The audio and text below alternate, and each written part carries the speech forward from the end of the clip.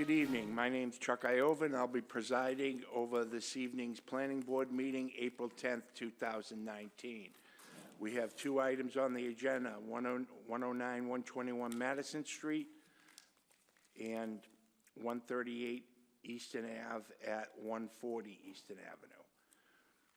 First item on the agenda will be Madison Street, and after that, we will take up Easton Avenue. We're going to do a roll call to identify ourselves, and before we do that, I would like to read an announcement. For those in attendance, under the provisions of the open meeting law, attendees are informed that this meeting is being recorded by MATV. I have not been notified that any other video or audio recording of this meeting will occur. So if we could start off with Jim Chiavelli. If you could identify yourself, please. Jim Chiavelli, Malden Planning Board. Patrick Fitzgerald, Planning Board. Diane Shuha, Planning Board. Ken Antonucci, Planning Board. Chuck Iova, Planning Board. Michelle Romero, City Planner. Eric McCush, Planning Board. Pat Hayes, Planning Board. Eric Henry, Planning Board. Henry Susi, Planning Board. And if I could ask those that come up to the podium, please identify yourself, name and address for the record, speak into the microphone. Same for all the planning board members. Please speak directly into the microphone so that we can be heard. If you step away from the podium and return, please just identify yourself with name. Again, you don't have to do the address again, but if you could identify yourself with the name, that would be very helpful. As I said, first one's going to be Madison Street. Ken, can you please read the notice for Madison Street? The Malden Planning Board will hold a public hearing in the auditorium on the first floor of the John and Christina Markey Malden Senior Community Center, 7 Washington Street, Malden, Mass. At 7 p.m. on Wednesday, April 10th, 2019.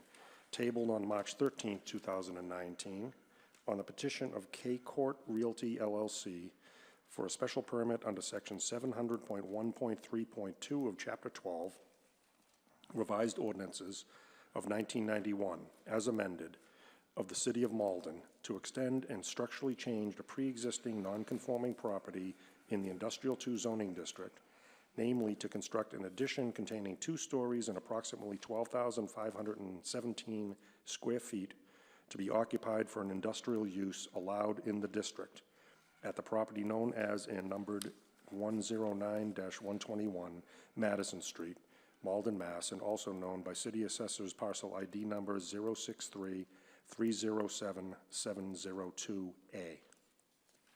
Thank you very much, Ken, and I see the council is here. Good evening, Mr. Chairman, members of the board. Patrick McDonald with offices at 477 Eastern Avenue on behalf of the petitioner, K Court Realty, LLC. This is the property owner of 109-121 Madison Street here in Malden. With me tonight is the principal of the property owner, LLC, Mr. Louis Barreto, Jr., seeking a special permit to structurally change a pre-existing non-conforming property in Industrial 2 zoning district. Specifically, the petitioner is seeking a special permit to construct a new 2-story addition to the existing structure on the property of approximately 12,500 gross interior floor space, with approximately 10,000 of that 10,000 square feet of that floor space to exist on the first floor of the proposed addition, and another 2,500 to exist on a second floor mezzanine level of the addition. The proposed addition will be sited essentially very close to the footprint of what had been a previous portion of the existing structure. The board may recall that there was a wooden structure in that section of the property in a very serious state of disrepair that was demolished several years ago by Mr. Barreto when he acquired the property, and that space had since been converted to a paved area. which is a paved fenced-in area, which is currently being principally utilized as a parking area for motor vehicles and construction equipment used by Mr. Barreto in his existing business, which he operates out of the property. This new building, if permitted and erected, would eliminate that parking area and would also eliminate the existence of those many motor vehicles and construction equipment that are currently there. He would be moving them to another location in the city to property he owns. It's expected that the use of the addition would be light manufacturing. One of the current tenants, Top Flight, they're a drone company. They assemble drones, and they've expressed interest in expanding, and they currently occupy a portion of the building. They've expressed interest, serious interest in expanding to at least a portion of that building. It'll give them more room to do it. We can't be certain that that will be what happens, but that looks like a realistic expectation at this point in time. The existing property has some severe dimensional control violations with respect to setbacks. However, this proposal and this addition would not create any new violations or exacerbate any existing violations. They would remain the same. Based upon the parking plan that was submitted, I'd suggest to the board that this is if approved, this would be a parking compliant development for zoning purposes. The plan submitted by the petitioner reflects 48 zoning compliant parking spaces on site, with existing uses only requiring 44, so there's a bit of a surplus. I do recognize that the staff report recommends reducing or eliminating 2 of those for mobility and traffic pattern purposes on site. That would not be a problem, and even if eliminated, there would be zoning compliant parking in terms of both number and size of spaces at the site.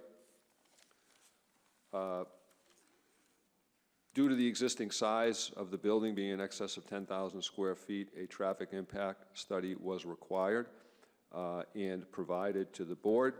I haven't reviewed it in detail. Frankly, I wouldn't be competent to understand much of the detail. I typically go to the end of the traffic impact study to see the ultimate conclusions that were drawn. The traffic impact study submitted to the board in support of the petition found essentially that the proposed addition and expected uses would not create or exacerbate existing traffic conditions, traffic flow, congestion, or parking. That, of course, was reviewed by the peer review firm utilized by the city, and the review was essentially in concurrence with the findings of the traffic impact study, subject to some requested relatively minor remediation methods. Those 2 are, I note, referenced in the staff report as prospective conditions in the event of allowance by the board. The petitioner did, at the request of Ward Councilor Crow, conduct a neighborhood meeting, which occurred on March 27th. It went well. It was admittedly sparsely attended. Only about 6 or 7 people showed up, raising the concerns that residential neighbors would be expected to raise, questions about parking, what the use was going to be, noise levels. I believe that those who attended left the meeting feeling more comfortable about the proposal, and certainly they all expressed a great measure of comfort with Mr. Barreto as a nearby property owner. I think everybody in the neighborhood agrees he's been a good neighbor. My understanding, I haven't seen it, is that Ward Councilor Crow has submitted a letter in support of the petition. But as I said, I haven't seen it, and I'll wait for the board to reference that later on in the process. I'd suggest respectfully to the board that the legal standard in this particular instance has been met, given that the legal standard requires that the proposed development or project not be more detrimental to the neighborhood. The structure that is being proposed and the use that is most likely to take place within the structure is going to be consistent both with the past and present existing uses of the property. As I mentioned, the traffic study and the peer review that have been done suggest that there would be no adverse traffic matters, congestion, volume, accidents, so on and so forth, that would exacerbate traffic conditions. In fact, I think I would suggest respectfully to the board that, again, given that if this addition is permitted and the resulting loss of the parking spaces for numerous large trucks and construction vehicles is gone, that probably represents a benefit to the neighborhood, and that those vehicles will no longer be traveling to and from that site. They won't be being started up in the early morning, potentially creating noise.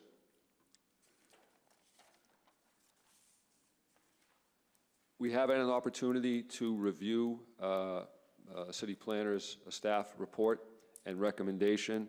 I can represent to the board that should it be inclined to grant the permit, that all of the suggested conditions in the staff report are acceptable to the petitioner, and he would not object in any way if an approval were conditioned upon those contained in the staff report.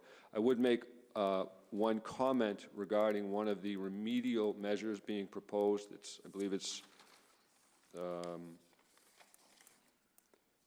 proposed condition 3.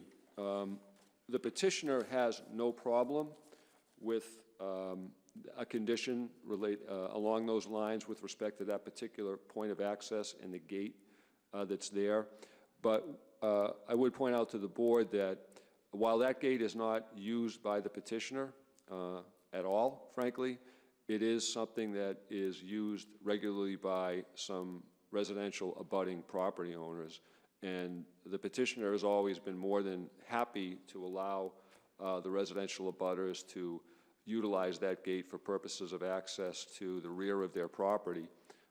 And he would not want to see them deprived of that. However, again, if it ends up being a condition placed on any approval by the board, he's not going to object to it. But we do want to make the board aware that one of the proposed conditions might actually adversely affect some abutting residential property owners. With that said, we're respectfully asking that the board act favorably upon the petition. As I said, we think we meet the legal standard. We believe we have neighborhood support. We believe we had ward councilor support. And as a consequence, we're respectfully requesting approval. Mr. Barreto is here and available to address, as am I, any particular questions the board may have regarding the proposal. Thank you.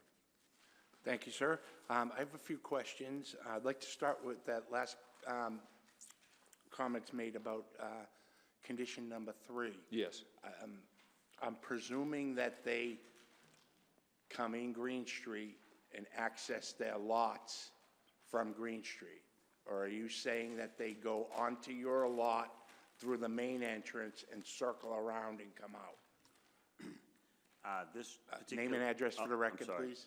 Louis Barreto Jr., 10 Parker Street in Woburn. I'm the owner of the property. What the access that we're speaking of is the actual one on Madison Street. So there's a driveway that goes down into the property on Madison Street. Doesn't have anything to do with Green Street. Oh, I'm sorry, did I say Green Street? I Yeah. meant Madison. That's my mistake. So we've never accessed it other than in the wintertime for plowing purposes. But there is 2 houses, residential houses on either side of the driveway that their backyards have access to that driveway. So, you know, if they gotta move something in or out of their basement or so forth, or. Right, so they come down off Madison and go down. Correct. Right? Now, if you gated it at the end of, because your property line goes all the way out here. Yes, no, no, I'm just wondering why it couldn't be gated at the end of that driveway. Could it be gated down there, rather than right up on Madison Street? It could, but that wouldn't change really the traffic flow. I don't think of somebody, then you'd have somebody backing out. If they pulled in, they'd have to back out onto Madison Street, where now if they pull in off of Madison Street, they can continue down and into the property and go back out the other drive in the few instances that it happens, or they can turn around in our parking lot and pull back out versus having to back out onto Madison. Okay, no, that helps clarify it, because I was just thinking, if you close it there, they could still access the back, as the councilor said. Right. They're accustomed to doing.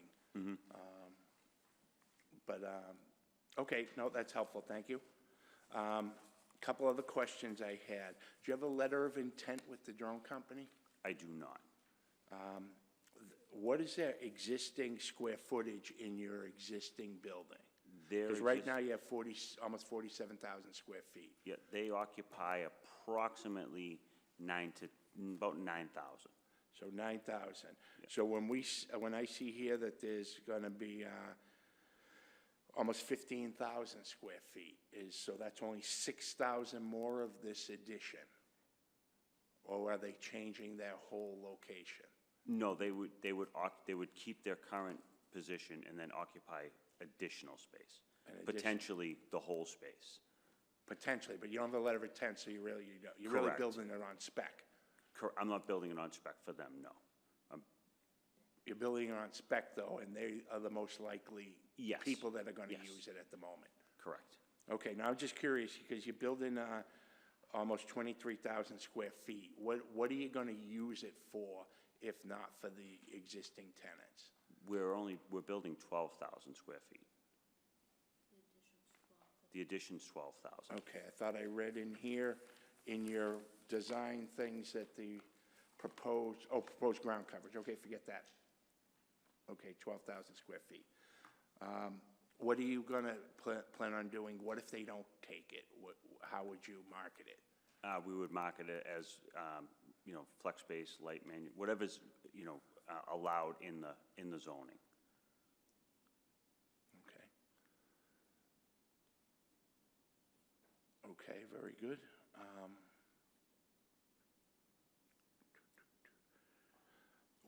Where are you going to move all those, that heavy equipment that you have there?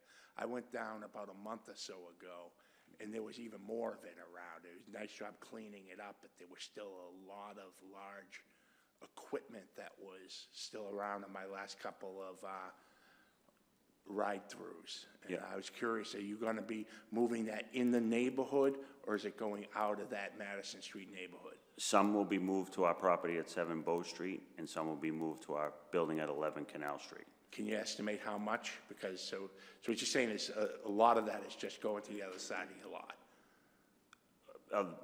Other side of the street, I would say, yes. Not the other side, of completely different parcel. Right, I know it's a completely Yeah. different parcel, but essentially, it's not like you're moving it down, down on Eastern Ave or down, No. someplace down that way. No, but we have just moved, we had a landscaping company that was in 7 Bow Street that we've moved out, they're moved out of the city. So now we're gonna move that equipment over to 7 Bow Street. So we're actually exchanging a 1-for-1.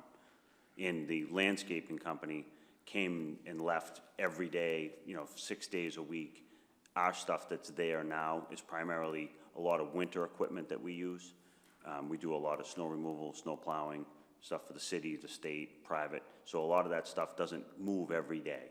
It's more or less there in storage for the wintertime, and then a lot of it leaves our properties and gets distributed to other properties during the winter season. Okay, so about half of it's gonna go to Bow Street. Yes. What time do you start that equipment up when you do use it? We had someone here at the last one when it ended up getting tabled for the neighborhood meeting, and they said that they're woken up sometimes at 4 o'clock in the morning when you're starting that stuff up? I would say that would be a tough, we don't start at 4, unless it's wintertime and, we're leaving to go plowing for the city or the state or something like that. I mean, we do have to start the equipment and leave. So what the time would site. that be? It's 24-hour service. It could be any time. The city could call at midnight, they could call at 1 in the morning, Mr. Chairman, that individual that appeared at the originally scheduled date was one of the individuals in attendance at the neighborhood meeting. I just want to make the board aware of that. Okay, now I'm just curious, because, I mean, this is an interesting location because it is industrial, and clearly industrial, has been industrial for probably my whole life, but it is surrounded by a big neighborhood, and there's very little buffer there, and I'm just trying to just understand how often and what the extent of the heavy equipment that will be left in the neighborhood, and how early that will start up and disrupt the neighbors. A typical day, I could say, would be of 6 a.m. A typical day. Thank you. How long do you expect the project to last? How long, presuming you get approval, how long will you have it done and have occupancy expected? I would say within a year. Within a year? Yes, within 1 year. I mean, I would like to have it within 6 months, but depending upon, the construction business is kind of busy right now, so by the time we get everything in motion and moving, I would like to be weather tight before the next cold spell. Okay. Does anyone have any questions for the petitioner? Anyone have any other questions for the petitioner? Excuse me? Okay, go ahead. So I have a couple questions about what's going on at the lot right now. What's kept in those storage trailers? There are probably half a dozen huge containers, gray and along the blue back bikes. fence. Blue bikes. Blue lights? Yep, blue bikes. What does that mean? I'm sorry. They're the company Blue Bike, Like the green bikes. the rental bikes, Oh. like the green bikes. Oh, okay, the Lime bikes. Yeah, they're the blue ones. They're sponsored by Blue Cross Blue Shield. So you're storing them Yes, for what? it's a short-term thing. They're switching out they're rebranding, so it was just a short-term situation until, if we get approval for the building, they're leaving. They're on a 30-day So notice. that's what's in all of those containers, or bikes? Every one of them. And so when you say they're gonna leave, you're gonna move the containers? Obviously, that's the location for the addition. Correct. Are the bikes They're leaving, or? they're vacating the premises. Okay, so you rent the trailers out, or how Yes. does that work? No, those are their trailers. Oh, they are? Yep. All those colored trailers in the back that are All above the 6 fence? of them. Okay, Yep, the 6 gray trailers that are along the back fence, along the basketball court, okay. belong to them. So they'll And they'll- take the whole trailer out? Those Every- aren't things that are gonna get moved to Nope. another location? Okay. And would you consider possibly storing all the trucks and things in this new addition? It's not our intent. Like I said to people at the neighborhood meeting, I'm not saying that if we do not have a tenant, I wouldn't say that I wouldn't have some of my trucks parked in there to use my own space, but it's not my intent to run my business out of there. But I mean, it's, the way it's designed, it's big enough you could house the trucks in there, right? Correct. Okay. And I guess another question kind of relates, so you're gonna build this even if you don't have a tenant? Yes, That's your intent to do it? Okay. yes.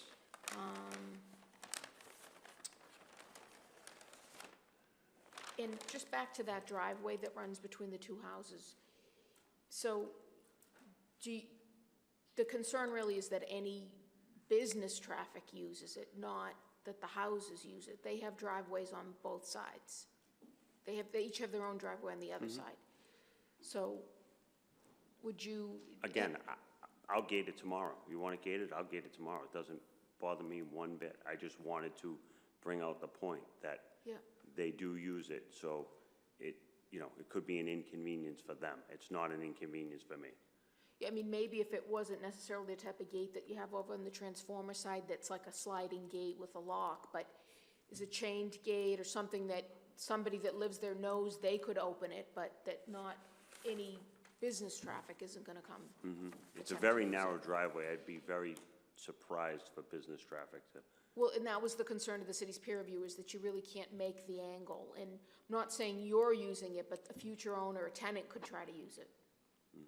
So, okay. I think that's it for now, thank you. Thank you. Does anyone else have any other comments or questions for the petitioner? And no one else? Anything else you guys would like to add? Not at this time, Mr. Chairman. Thank you. Very good, thank you very much. thank you. Okay, at this point, Before you do leave, if I could give you a copy of the letter that came in from Councilor Crowe. It does represent, and we'll read it into the record, but if you want to take a copy of it, Pat, so that you can see it, it makes representations of what you're agreeing to do. So just let me find my copy, hold on. Sorry, I had it right here. need a copy of it? Yep, thanks.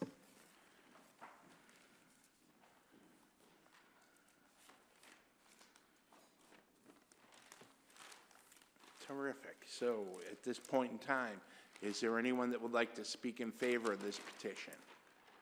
Anyone to speak in favor?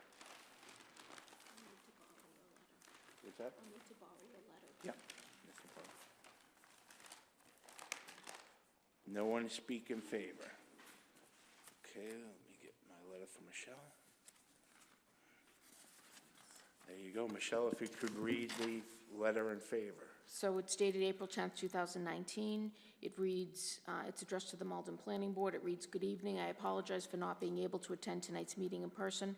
I want to thank you for the opportunity to address the board and for tabling this hearing for March to allow me the time to schedule neighborhood meeting, which was held on March 27th. I write to you and respectfully ask you to vote in favor of the special permit of 109-121 Madison Street to structurally change and extend the pre-existing non-conforming property. As mentioned previously, the petitioner and I held a neighborhood meeting where 8 neighbors attended. They ranged from longtime residents to very new homeowners in the area. The meeting was very productive. Resident questions ranged from the history of the property, simple curiosity as to what businesses are currently in the property, all the way to speeding and trees and landscapes. At the end of the minimally hour-long meeting, the questions changed to when will construction start and how long will it take. The petitioner was asked if he would plant some trees, since some of the trees on Madison Street were removed, and he agreed to plant 4 additional trees along Madison Street at an approximated value of $2,000. In my assessment, the neighbors were in favor of the project. I additionally gave each resident my card and told each one individually to call or email me if they had any questions after the meeting or wanted to discuss any part of the project further that they might have felt uncomfortable bringing up in the meeting. As of the date of this letter, I have not received any emails or phone calls. Since the petitioner acquired the property, there have been many upgrades to the condition of the property, including fencing, landscaping, and parking lot improvements. I believe this project is a continuation of the upgrades to the property and is not more detrimental to the neighborhood, therefore meets the required findings necessary to grant the special permit. Thank you for your time and attention to this matter, and again, I respectfully request the planning board to vote in favor of the petition at 109-121 Madison Street. If you require additional information, please feel free to contact me. Respectfully submitted, Peg Crow, Ward 1, City Councilor, 9 Hancock Street, Malden, Mass. And for the board's reference, the letter was received around 5 o'clock this afternoon. Thank you very much, Michelle. Is there anything else that you want to read in favor? No. And the last call for anyone to speak in favor. Seeing and hearing none, declare that part of the hearing closed. Is there anyone that would like to speak in opposition to this petition? Anyone speak in opposition? If you'd like to speak in opposition, please come up to the podium, give your name and address for the record.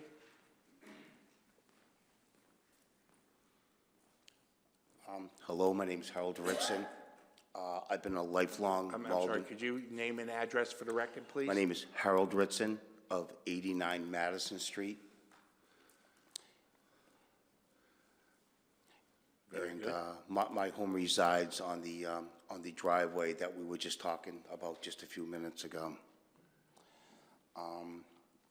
I may, first, if I may say that Ever since Lewis has bought the property, he has made amazing upgrades to it, and he's been a very courteous neighbor to all of us. The reason I bring to being opposed is I have concerns about the expansion of this property and how it will affect my property values of my home. My father is an elderly man, and we probably will be selling the property within the next 5 years, and with the expansion of this corporation, I have some concerns about if it's going to affect the property values of my home because of a house being so close to such a large facility, which is pretty much the size of almost 2 football fields if this completion is completed. I have concerns also on with the future development of this addition. About 16 years ago, there was a block of condos built right on the top of Madison Street. I've been a licensed plumber for over 30 years, and there was a decrease in our water street pressure because of these new condos. And now with the development of a new facility going on our street, water pressure is going to be a concern of mine. And not to mention, is this going to affect our water and sewer expenses with a new facility like this going on?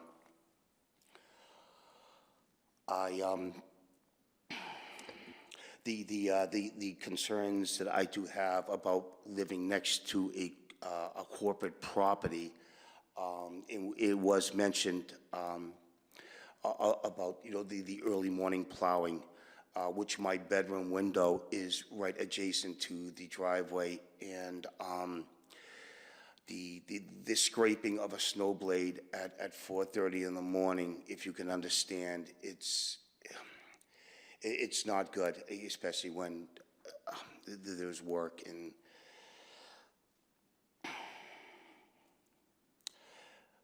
And my other concern is Malden, our little corner of Madison Street is a very unique side. It's not just a street, but it is a community which we have multiple, neighborhood barbecues and everything. I know everybody, and they all know me. I have neighbors behind me as well. And with the business expanding, I have neighbors who have young children, and I also have another neighbor here who is, him and his wife are thinking about starting a family, and the park is a major gem of Madison Street, the Green Street Park, and we're concerned about the additional traffic that is going to come upon the street, the additional taxes, water and sewer for the new demands on the street, and also our water pressure. None of us want to leave that. I was friends with the house that the property was bought, and I was a boyhood friend of them, and this is a beautiful home. It is a home that is right next to a park. It is a perfect home for a family, and it's sad to see it torn down for a parking lot. Malden has always been a great community of mine. The neighborhood that we have is absolutely unique. I know progress must go on, but this is my backyard. This is my backyard. This is where I grew up, and of course, nobody wants things to change. Like I said before, Lewis has been nothing, the owner of the property has been nothing but a great neighbor, and I understand his ambitions. But I just want to bring to this panel that that there are also ambitions and of the citizens and the residents of Madison Street. They're a family and they're children, and I just want to bring this to the panel's attention that over the years, since I'm 56 years old, and I have seen Commercial Street develop from residential to all commercial. Then it moved up to Canal Street, which is all now commercial, and then it has moved up to Green Street. And now it seems like the front line of the fence is now Madison Street, and it is next in line for maybe a neighborhood starting to deteriorate. I love Madison Street. I've been there all my life. I love my neighbors, and it'd be nice if we could keep things the way they are. On that note, there are, with the new property that is supposed to be built up, it is going to also wipe out parking spots on my street. I am fortunate enough to have a driveway, but some of my neighbors behind me do not, and parking is very hard. If this project ever did go through and they were granted a permit for this right here, it would be a good gesture to the neighborhood if on certain events, snow emergencies or things like that, if their parking lot could be made available to the adjacent residents that this would affect. If this did go through, I would think that would be a wonderful gesture from the landlord. I think that's all I have to say, and I just really want to thank the panel for listening to me and taking the time to just to hear out a resident who's been here his entire life. And yeah, change is coming, but you know, it's hard when it's in your backyard. I just, when you get into the 50s, you just want to hold on to the past a little bit longer. Thank you for hearing me. Mr. Ritson, were you able to attend the neighborhood meeting? I was not. I did not receive a notification. A matter of fact, it was my neighbor across the street that actually, I never even got this one right here, but it was my neighbor who called me up and said, did you get this letter of this right here? And I said, no, I haven't received anything. So she brought me over a copy of it, I believe it was last week, and she asked if I could attend and give my thoughts on this right here, and that's why I'm here tonight. Okay, thank you very much. Thank you. 89. Is there anyone else that would like to speak in opposition?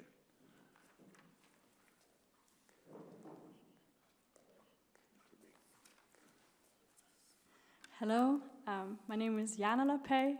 I reside at 90 Madison Street, but my father-in-law is the property owner who cannot attend this meeting because he's in a wheelchair and aging. I just wanted to reiterate what I said at the first meeting, which is that... If you could just give us Yes. your name and address for Yes. the record. Jana Lapay at 90 Madison Street.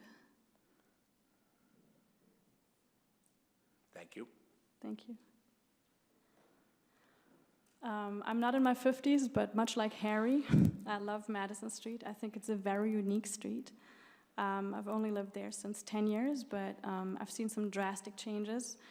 And just like he had mentioned, I feel that sometimes when, you know, the first change happens, the first couple of trees disappear, the first parking lot gets cemented, and you kind of see more and more changes happening, and it happens without people really realizing, like, oh, when did it become this industrial? It's actually my kids who have paid attention to all these changes, and that's actually why I said that at the last meeting too, as ridiculous as it might sound to grown-ups, but children do not have any part in these kinds of meetings. They obviously can't vote, but they do attend that playground. They come to the baseball field. They are at the basketball court. They populate that street any given day, And so that's kind of what I want to speak in favor for, is that if we don't know what kind of business will occupy that building, it could really be anything. And the traffic on that street has really been an issue. I talked to Councilor Pecro. I don't think that there was even a traffic study needed if you just go by the rate of accidents that we have witnessed in the last couple of years. I know this might not have anything to do with a new property owner. It's not his fault or anything, but I think it's something just to take into consideration, that if you add more parking lots, if there might be potential large businesses, the traffic might change and accumulate more. The air quality might change, the water quality will change. It's affecting the people that live there. Last but not least, I thought it was great to have that meeting. I left that meeting also thinking it was great to be informed, but I'm not in favor. I'm not sure if all the neighbors are in favor, because I noticed a lot of neighbors were not present. If you notice that Malden is a very multicultural city, I have a lot of Asian neighbors, Haitian neighbors, South American neighbors, that probably, I don't know what their opinions would be, but they also all have children. I can just say that much. So thank you for hearing me. Thank you very much. Is there anyone else that would like to speak in opposition?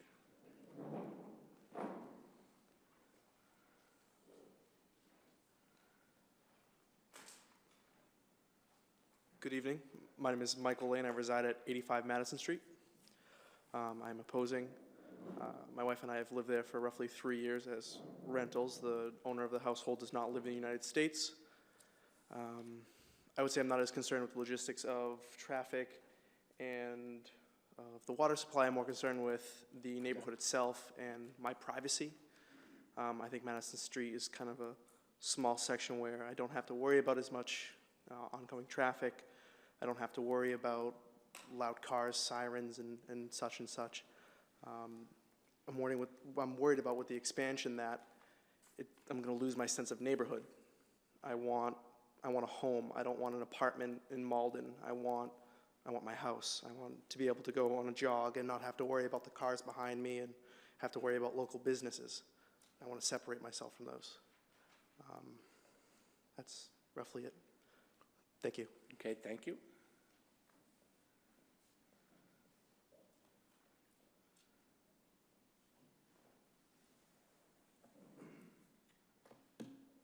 Anyone else that would like to speak in opposition? Michelle, anything to read in opposition? No. If there's nothing else, no one else that would like to speak in opposition, declare that part of the hearing closed. Michelle, do you have any general things to read into the record? No.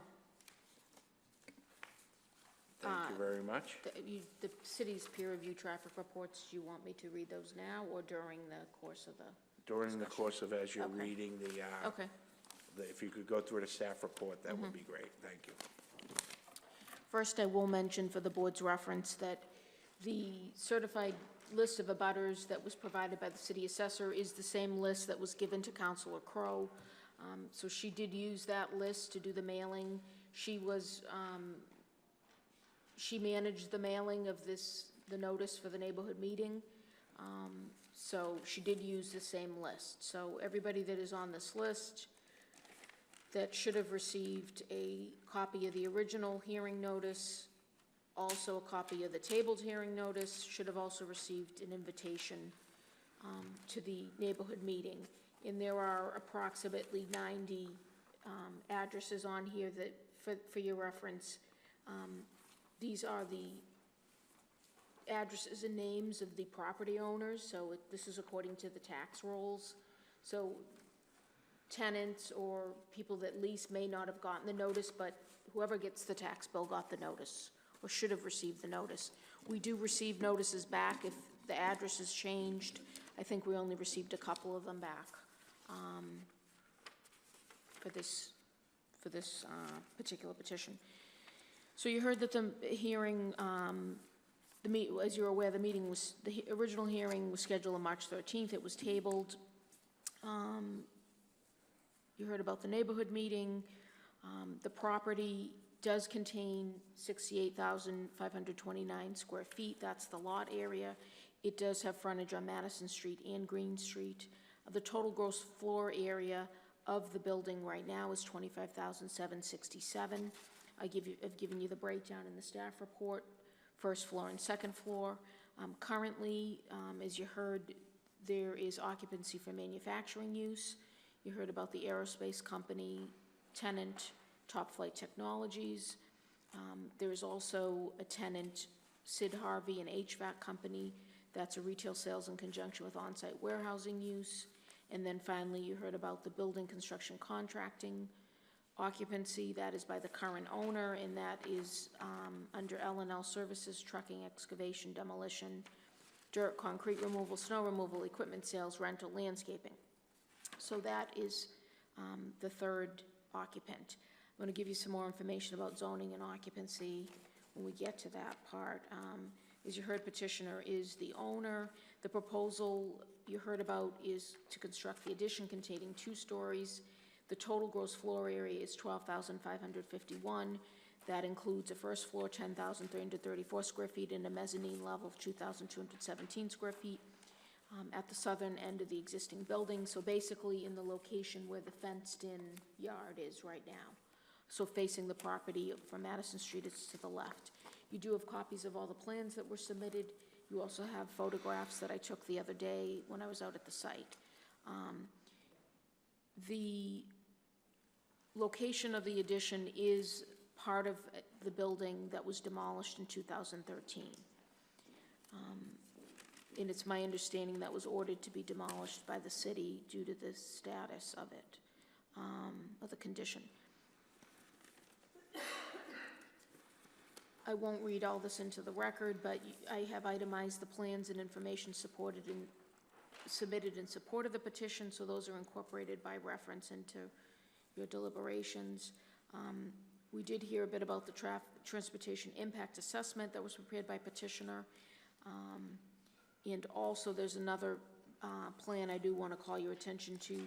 It's called a description diagram. That's also included in your package as stated yesterday. And that gives you a breakdown of the gross square footage and who occupies what. That's just a single 8.5 by 11 sheet. So as you heard, the property is located in the Industrial 2 zoning district. The property was originally classified as Residence B. It was reclassified in 1985 into Industrial 1 and reclassified into Industrial 2 in 2015. Historically, the property has been used for manufacturing. It was originally used as a metal foundry. I've given you the breakdown here of the current occupancy. There is an occupancy permit on file for each of those 3 businesses that I mentioned before. The retail sales in conjunction, only in conjunction with on-site manufacturing, warehouse, wholesale, and distribution, that occupies 14,363 square feet. And that is the part of the building that faces Green Street. It's also known as 89 Rear Madison Street. That particular use was allowed by special permit and variance granted by the Board of Appeal in '94. The manufacturing use that's in there, which is the aerospace company, that has an occupancy permit for manufacturing and offices. That's the part of the building called 109 Madison Street, and that occupies first and second floors, 11,403 square feet. Both the manufacturing with the it's a manufacturing use with accessory office. That's allowed by right in this district. And then finally, you have the contractor's yard, which has an occupancy permit for general contracting and parking. That occupies approximately 10,334 square feet of the lot. That's the outside yard. And that contracting use is allowed by right. We heard the proposals to occupy the addition for light manufacturing. That use is allowed by right in the Industrial 2 zoning district. I call your attention to note 2. There are several other uses allowed by right in the Industrial 2 zoning district. They include club, lodge, daycare center, religious facilities, general offices, recreation for gainful business, retail sales less than 5,000 square feet, retail services, building construction, contracting, manufacturing, repair, research and development, light manufacturing, and public service corporation. So any of those uses are allowed by right. So there is the potential for the addition or any part of that property to be used for any of those uses. The property's in industrial 2 zoning. What would happen, however, is if there was a petition or an application for a permit for use of the property for any of those uses, the city will do a review of the parking and dimensional controls. And if there's any issue, any increase in violations, or creation of any new violations, the proposal would need to seek a variance.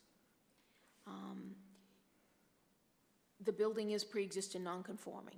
It does meet the parking for the current uses, but again, any of those uses could potentially require additional parking and trigger the need for going for variance.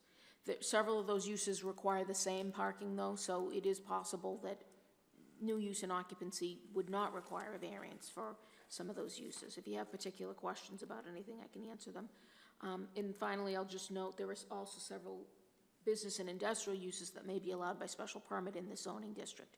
They include hotel, motel, medical center, restaurants, retail sales, adult uses, body art, convenience store, supermarket, substance abuse treatment center, licensed massage therapy, medical marijuana, marijuana establishments, adult day health kennels, motor vehicle repair shop, wholesale distribution, self-storage, towing, asphalt, brick, concrete, recycling, and off-site parking. All of those require a special permit.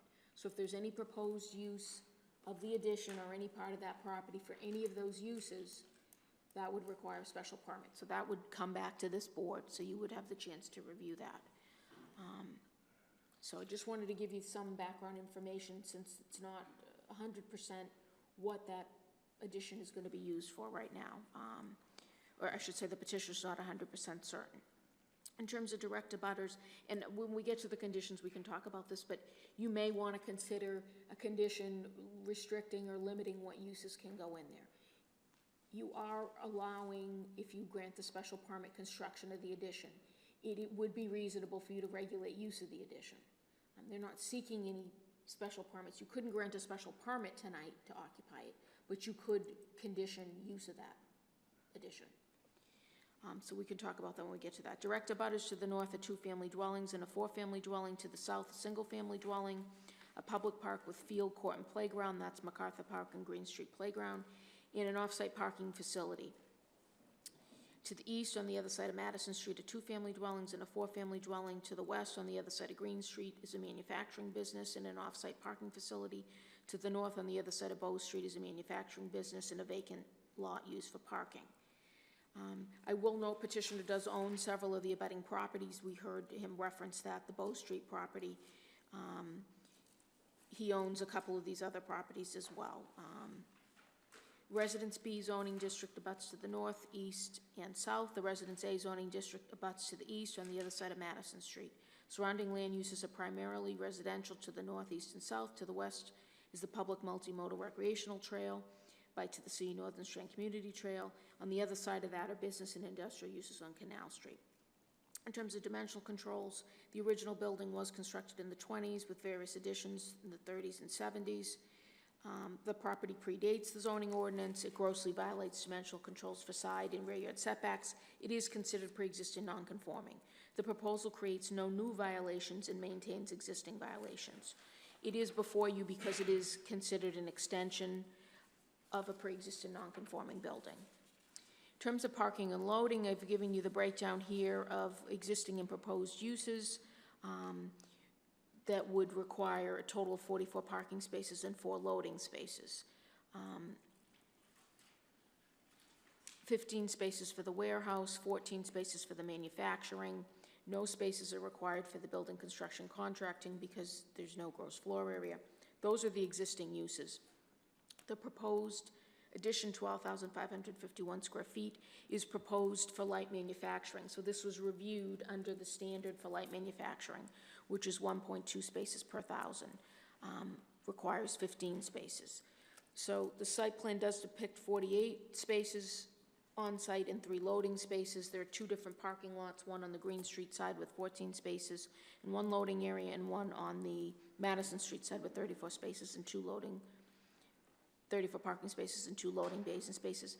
If you want to see pictures of any of that, I know most of you, well, I'm sure all of you have gone out to visit the site, but there are pictures of all the different parking areas and driveways, et cetera, in your package. 2 spaces with access and maneuverability issues are spaces number 1 and 47 on the site plan. Those were identified by the city's peer reviewer as problematic.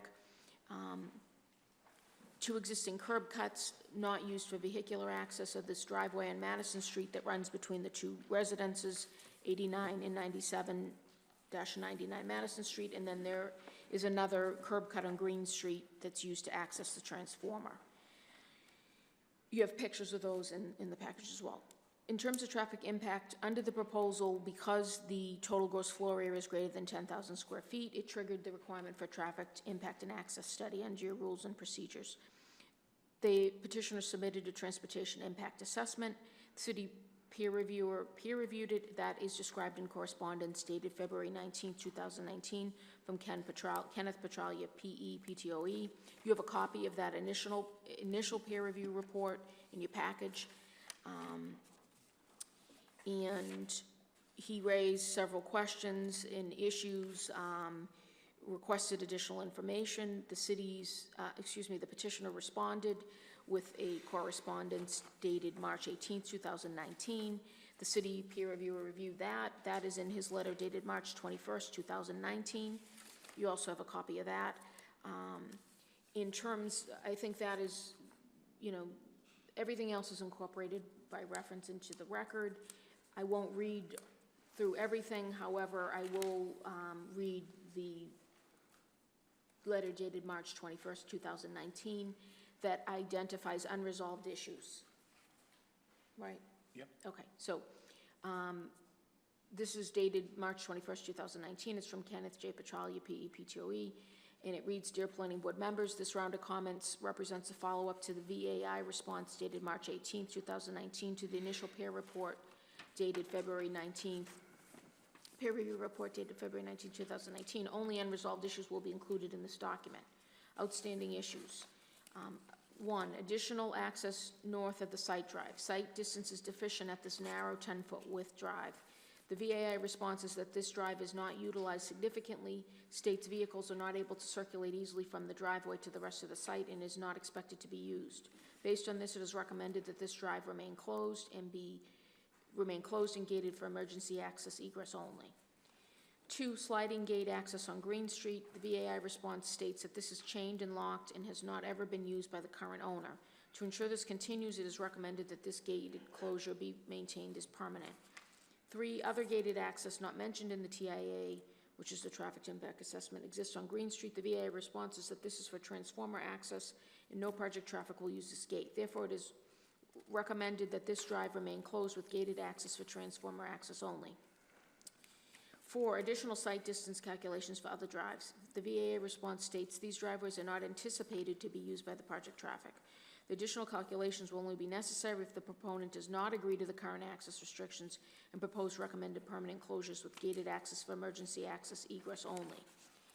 And then finally, Medford Street at Green Street and Bellrock Street. While Medford Street and Green Street are each currently one-way southbound, they each carry northbound traffic in the past. Although crash rates presented in the TIA are lower than district averages, several rear-end crashes, 4, and head-on crashes, 2, are reported at the Medford Street and Green Street and Bellrock Street intersection. The 2 faded stop lines are still evident from the previous use at times leading to confusion. In addition, a one-way sign restricting Green Street and Bellrock Street to southbound traffic is not visible to westbound Medford Street traffic. Mitigation. The recommended mitigation was to remove faded stop lines at the former approaches to Medford Street and to install a one-way sign at the Green Street and Bellrock Street intersection that will ensure visibility for westbound Medford Street traffic. The VAA response suggests that the proposed mitigation measures be conducted by the city. The recommended measures are minimal and very reasonable for this project. It is suggested that the proponent be asked to either carry out the measures or reimburse the city for the required time and materials. It's recommended the city have opportunity to peer review these responses prior to the board's decision to resolve issues regarding the proposed development. Please call with any questions or comments. Very truly yours, Kenneth Petralia, P.E., PTOE. I did forward this on to the petitioner's attorney. I did not receive any response, so we moved ahead and incorporated these recommendations into the recommended conditions. one of which, however, I did miss, the sliding gated access on Green Street that's chained and locked. I guess I merged the two, so I understood that was the transformer access, but I guess, and we may need clarification, there were two different access points on Green Street? I'm not sure. I thought there was only one over by the transformer. This seems to suggest that there are two. So, I don't know. If you want to get clarification from the petitioner, there are two curb cuts on Green Street that are used by the warehousing. Okay. But I don't think they mean either one of those. When I was out there the other day, both of those are open and both of those are in use. So I don't know if you want to get clarification. I think there's only one. Or not. I only put the condition in for one. I don't know what the other one is referring to. Okay, Counselor, can you shed any light on the entrances to the location? And which ones are used or not used?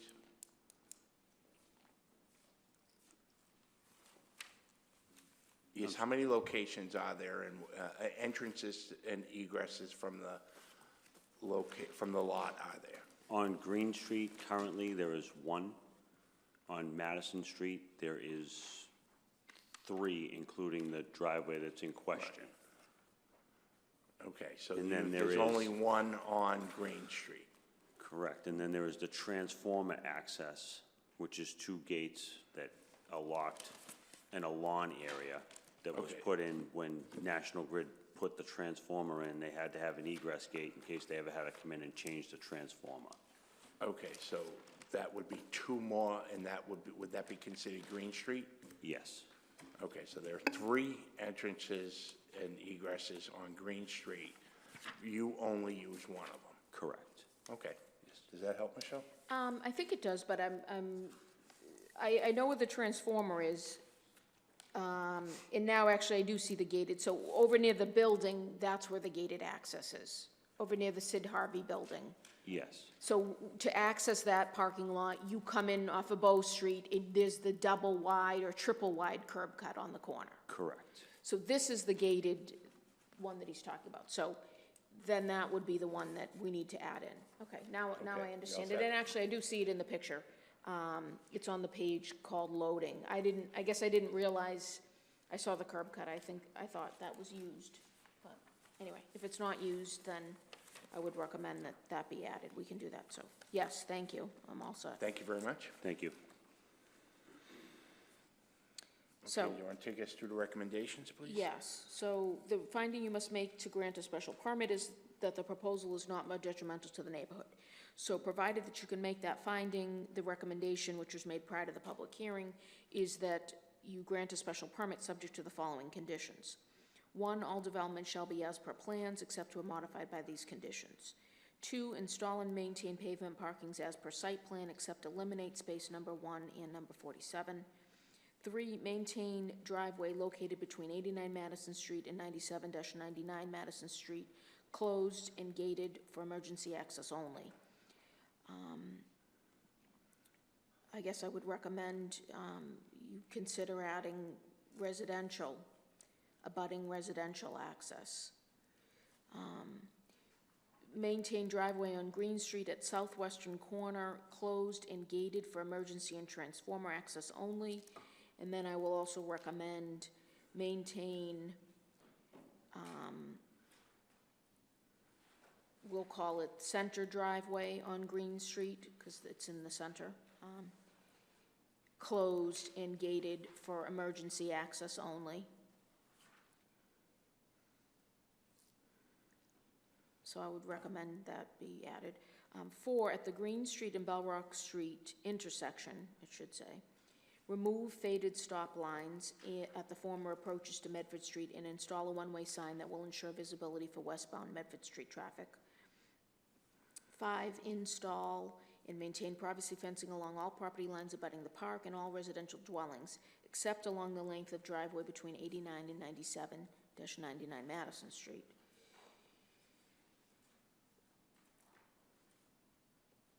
6, repair or replace sidewalks, including related incidental work around the perimeter of the site to the reasonable satisfaction of the DPW director. And 7, install and maintain landscaping of yard areas on Madison Street and Green Street.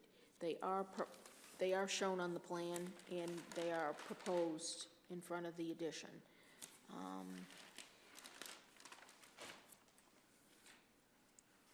I would also recommend you add the condition regarding the installation, install or plant 4 trees along Madison Street. And I'll put at approximate value of $2,000. I believe that's the total price, not the per tree price. Do you agree with that? We'll put 2,000 total. And then I'll put location to be determined by ward city councilor. I'm not sure exactly where she contemplates putting them. But this will read on Madison Street. Plant 4 trees on Madison Street. In terms of the use and occupancy of the addition, that's something, you know, the more I'm thinking about it, you probably do want to consider, especially given the parking. But then again, if anything new goes in there and it creates a parking violation, they'll need to either go for a variance or whatnot. So it's certainly, it's up to you. A use that requires the same parking isn't going to come back to us. Use that requires more is either going to is most likely going to go to the Board of Appeal for a variance. And my personal opinion is that to provide more flexibility, we not define it that way. There are a couple people who have questions, but I'll let you finish going through the record. That was everything. That was it. Patrick Fitzgerald. Thank you, Mr. Chairman. That was my question for Michelle. So if we were to limit the use, what would the property owner or any potential occupant have in terms of recourse? Could they seek a variance of the condition of the special permit if they wanted to use it for another purpose allowed by right in Industrial 2? They would need to come back to amend the special permit. Amend the special permit. That's right. I mean, I credit the concerns of the neighbors, and I can understand where their concerns are with such a large addition proposed and the potential uses in the Industrial 2 zoning district by right, not just with a special permit. So I wouldn't be opposed to limiting it to the light manufacturing, knowing that if they did need flexibility, they could come back to amend the permit and allow the residents to have an opportunity to be heard at that time. Okay, Ken Antonucci. Yeah, I just had a couple of questions for how about the actual plan? I don't know if I missed my opportunity to ask about that, but, Do you want to see these, Ken, too? why are those different than? I'm not sure what your questions are. Well, no, I'm just. Well, it's the same plan, but it It's the might same help plan. you Oh, no, I'm fine. see more, Yeah, you know, no, clearly, I'm if you good want. with that, but, and is the person who, or whoever the designer is anyone here? Let me ask, Counselor, who's here that can speak to the plans? Just the property owner, Mr. Chairman, but he's happy to try and answer. Okay, why don't you come up, Ken?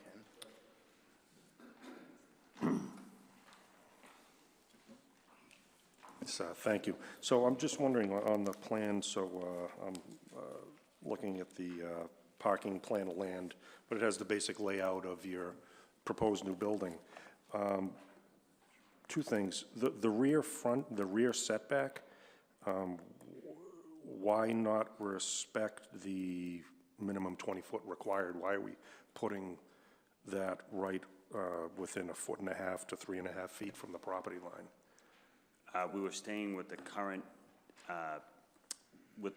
building that's there. We were staying with the current footprint, and that was the current footprint of the building So that was torn down. That was the previous footprint, okay. Yes. All right, and then likewise, I guess, and thank you, that makes sense.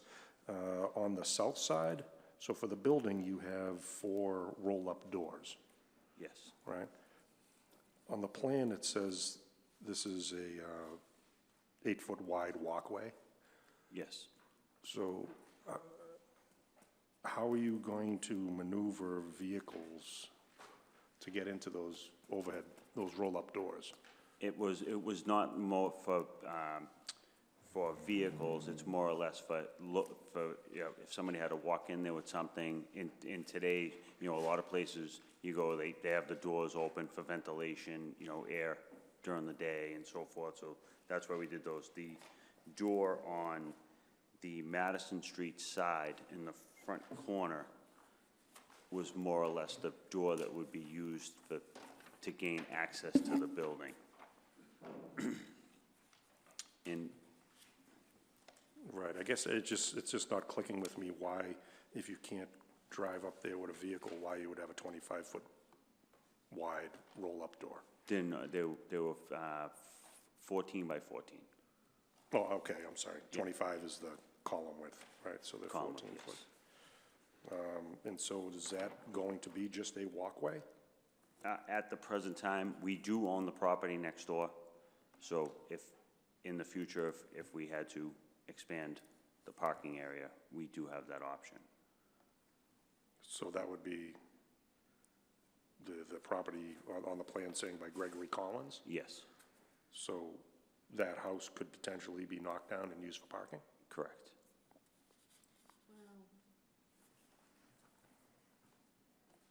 That is in a different zoning district, so I question that. That's in the Residence B zoning district, that house.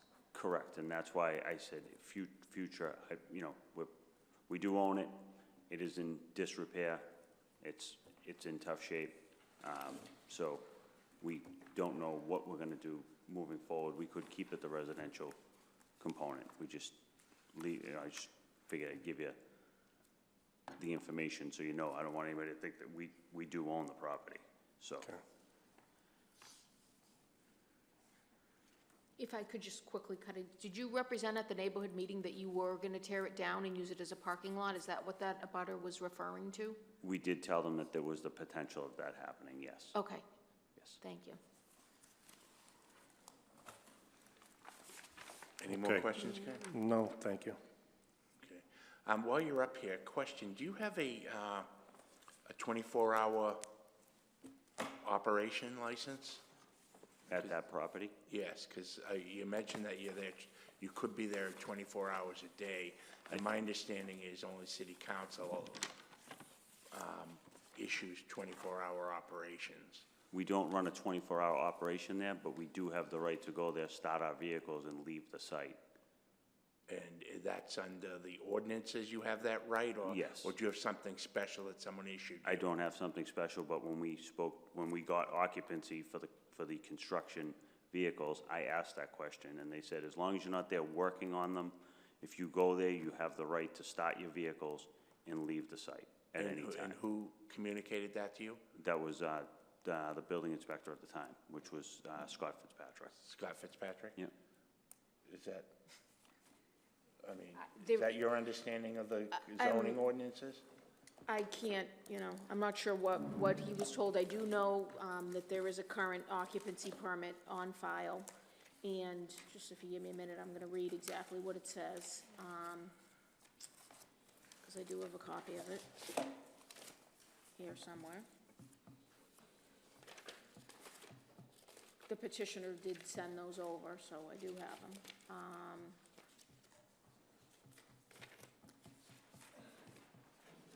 It says,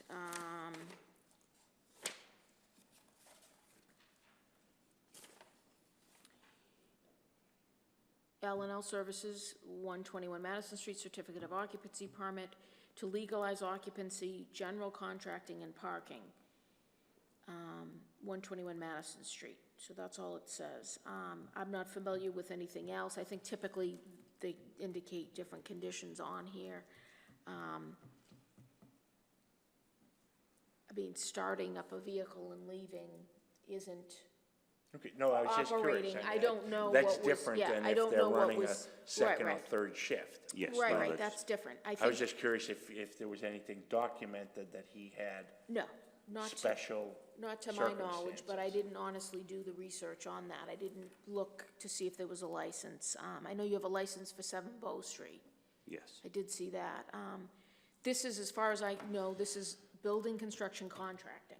That's what the permit is for, to occupy the yard for that. So that includes, you know, any of those, you know, activities that come under that. But this wouldn't indicate, the building department couldn't extend the hours of operation or anything like that. That's under city ordinance, and that is regulated by the council. Okay, thank you. Chairman, I think when the phrase 24 hours a day was mentioned by the petitioner, he was referring to the fact that being in part in the snow plowing business and having both state, municipal, and private contracts, that, as he said in our presentation, he could get a call at 1 o'clock in the morning or 3 o'clock in the morning to do a plowing job, and right now, that means going to the site where the equipment is and starting it up and driving it off-site. So we don't want to misrepresent or mislead the board. He was not suggesting that he runs his current business 24 hours a day, but that, given that part of it is snow plowing, that snowstorms can hit at any time, and sometimes you can be forced to move your vehicles off the site at odd hours, but Right, it's not a regular thing. I get that. I guess what my next question would then be, on the equipment that you plan to move to 7 Bow Street, would any of it include equipment that might need to be started up in the middle of the night? Or would you have the flexibility to store that type of equipment in a neighborhood that would be more accommodating to you doing that? We've currently been doing that. I bought that property in 2012. We've been there since 2012. We've operated out of there since 2012, doing very similar. I've never gotten one complaint, ever, because we are good neighbors and don't want to disrupt anybody's life. So we would just continue to do the same that we always have.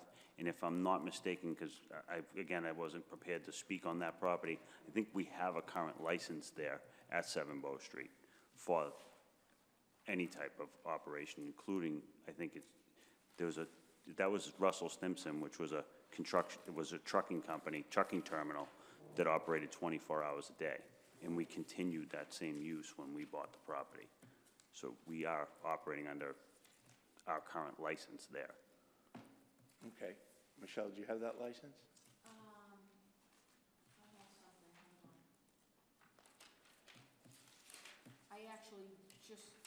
I happened to see this, I wasn't actually, like I said, researching this, but I happened to see it come up on the docket, and the address caught my attention.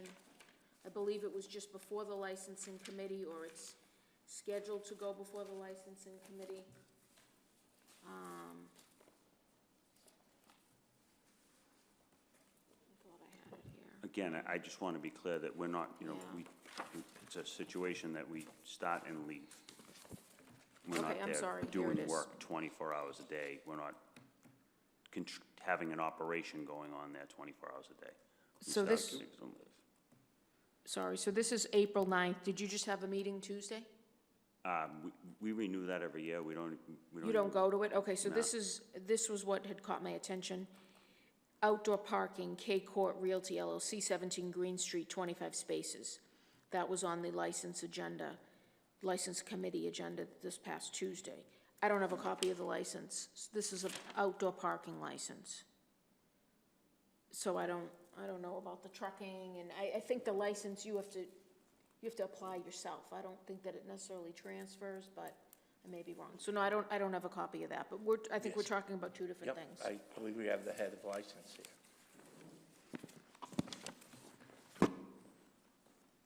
Yes, good evening, Mr. Chairman and members of the board. I might be able to shed some light on this, the question about the outdoor parking. What we started to do my name is Neil Anderson, I live at 56 Mill Street. I'm the Ward 7 City Councilor and a member of the License Committee of the City Council. We have been, over the last couple of years, going out and licensing parking lots that for many years have not been paying into the city of Malden to be able to park their cars. You can see them all over the city where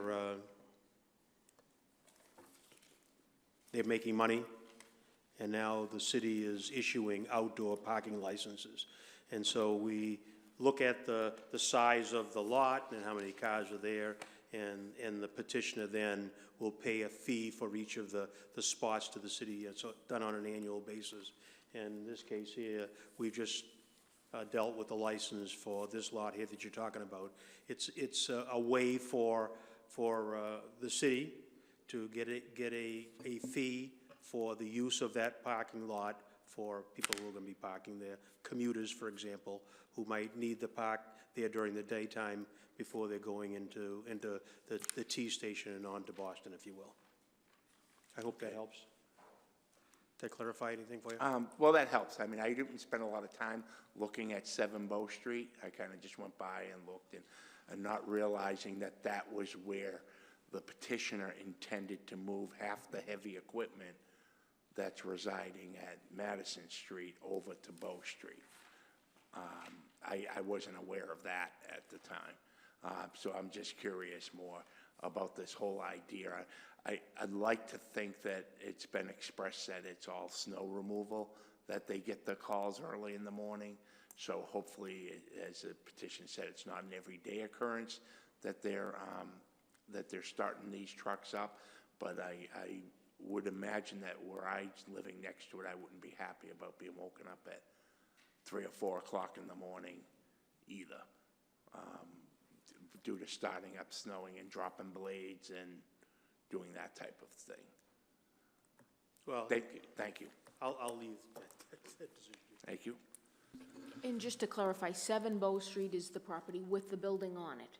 That's not the same as 17 Green Street, which, when you went out there and saw, is a fenced-in parking lot that says, do not start cars before. So they're 2 different properties. Petitioner owns both of them, but we're talking about a parking permit that goes with the building.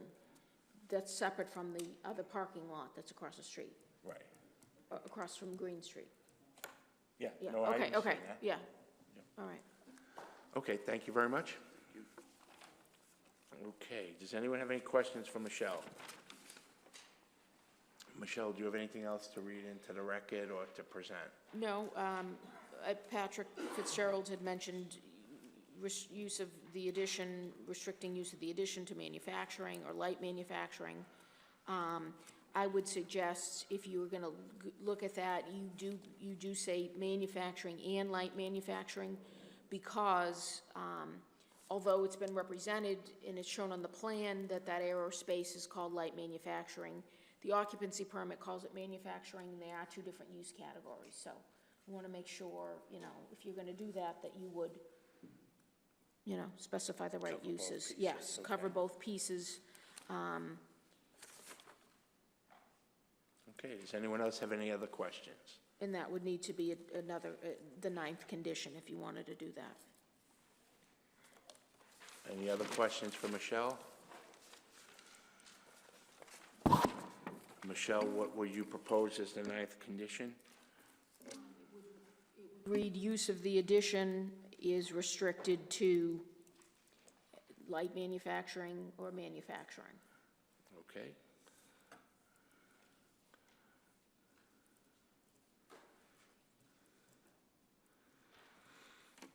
Patrick Fitzgerald. Thank you, Mr. Chairman. Michelle, just to clarify, the parking requirements are the same, 15 for the manufacturing as with light manufacturing? I believe so, but let me just double check.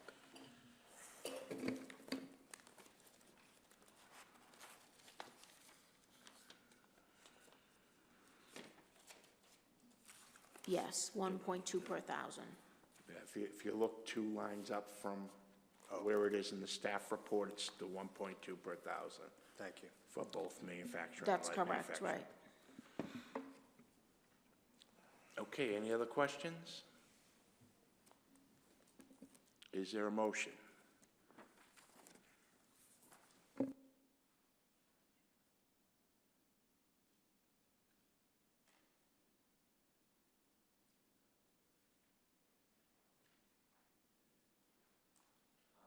Fitzgerald. Thank you, Mr. Chairman. I'd make a motion to grant the special permit with the recommendations of staff, with the addition of a 9th condition that the use be limited to light manufacturing and manufacturing only. Thank you. Patrick's made a motion, recommendation of staff with 9 conditions that we reviewed. So with the amendments that I made as I Yes. was reading them, okay. And then Ken Antonucci. I'll second that motion. Ken seconded Patrick's motion. Okay. A, B, C. Ready? No, give me a second here. A, B, C, and then I get caught up over here. Please. Okay, go ahead. Ken Antonucci, Yes. Jim Shirelli, Yes. Diane Chuha, Yes. Patrick Fitzgerald, Yes. Patrick Hayes, Yes. Eric Henry, No. Eric McCush. No. Henry Susi, Yes. Chuck Ioven. Yes. So 7-2, that motion carried. Special permit was granted. You need 6 affirmative votes to grant. Very good. So petition's been granted with conditions.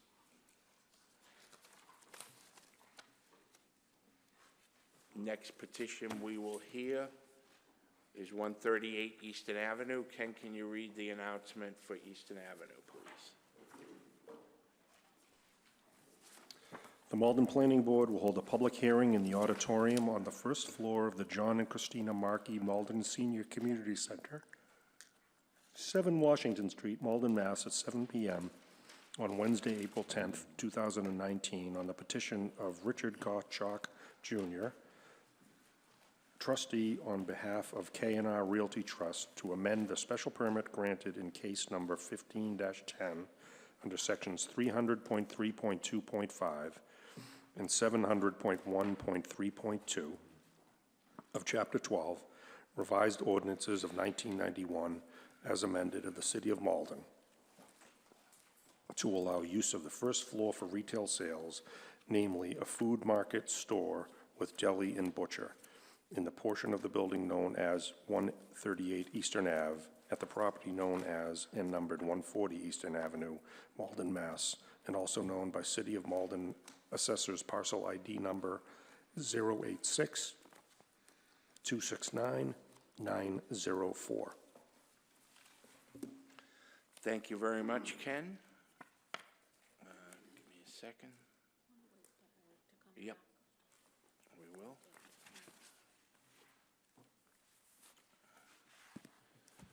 Just wait a second for Eric, Member McCush to return. Yes, if you wouldn't mind, that'd be great. Thank you very much.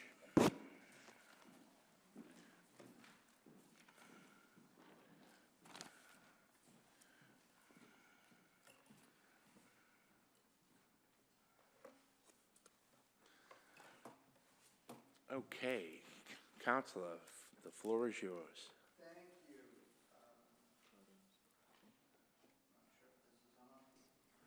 Here we go.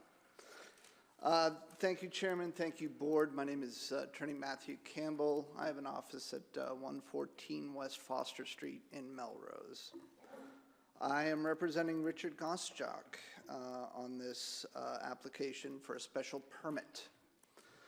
More specifically, this is a request for an amendment to an existing special permit, that initial permit being case number 15-10. The language we are looking to alter is in condition 2 of the permit, which currently reads, the first floor may be only occupied for daycare, general offices, including corporate administrative offices of a contractor, retail services, and/or artist live-in workspace. Any other use is prohibited. What we're asking the special permit for is to allow for retail sales. More specifically, a proposal, and actually a landlord-tenant agreement has been contemplated with a Brazilian specialty foods provider. This would go by the name of Mineiro Markets. There are 2 existing locations. The owner and his partner are here, Francisco Silva and Val DeRosa, if you have any questions later. But what they have 2 existing storefronts, one in Somerville, which has been in existence for about 9 years, and the other in Marlborough for about 3.5 years. If the chair is interested, I do have pictures of the Marlborough location, if you wish to. Yeah, if you can pass them around, we can. Thank you. Thank you. As the pictures indicate, the focus is on Brazilian cuisine. It's essentially selling the foodstuffs.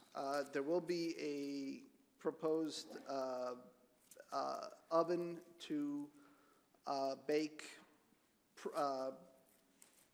pre-prepared dough for bread, and then, of course, there'd be a butchery. The proposed hours of operation, as per the landlord-tenant agreement, would be from 7 a.m. to 10 p.m. From their experience, the busy time would be about 3 to 7. How many days? 7. Except on Sundays, they would be closing at 5. They're not interested in alcohol, cigarettes, not lottery. Essentially, the essence here is, the emphasis here is on high-end retail specialty foods from Brazil. There will not be any dine-in. They're looking to add 6 to 8 new hires. We have gone through the city planner's report and recommendation of planning, and there are no problems complying with all of them. In short, this is a very,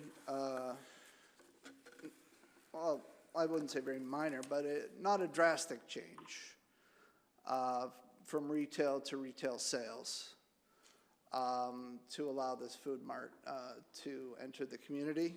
I think it will add a great deal of diversity. Certainly not be a detriment, but a boon to the area, bringing in different type of cuisine, different type of food. But with that, I will field any questions you have. Okay, you said 6 to 8 new hires. Is that per shift or is that in No. total? That would be, on average, would be 2 to 3 per shift. And where would they park? Well, there's ready access by the T down by that area of Eastern, but if parking's necessary, the existing parking spots would allow for employee parking. So, which is it? Are they going to be taking the train, or are they going to be Well, taking? they haven't been hired yet, so I don't know which they're going to be doing, but I'm just saying that there is, Okay, how many spots are in your landlord-tenant agreement? right now there's 6. 6 spots in the landlord-tenant agreement.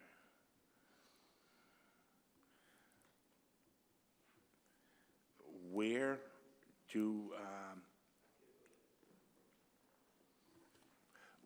do you propose the customers of this market are going to park?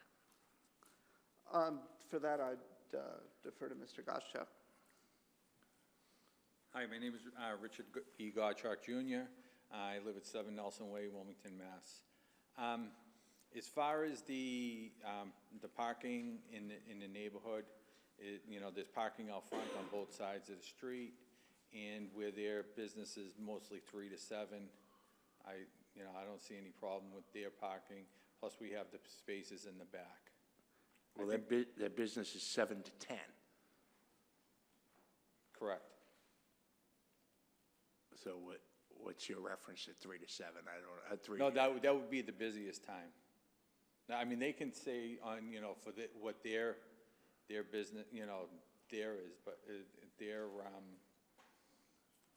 how busy it is during the day or whatever, but there are, you know, they have 6 parking spaces in the back. I think there's 2 backup parking spaces also. What does that mean? Did you give them 6 or Yeah, I 8 gave them parking 6. spaces? I gave them 6. So you gave them, I have 6 to use, Correct. and 3 or 4 might be used for employees. So that leaves a couple left over for patrons. I believe so. Okay.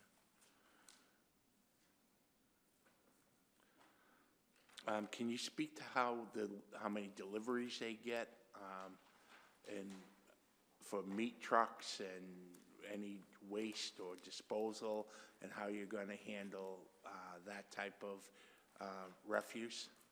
Yes. My name is Francisco Valadares Silva.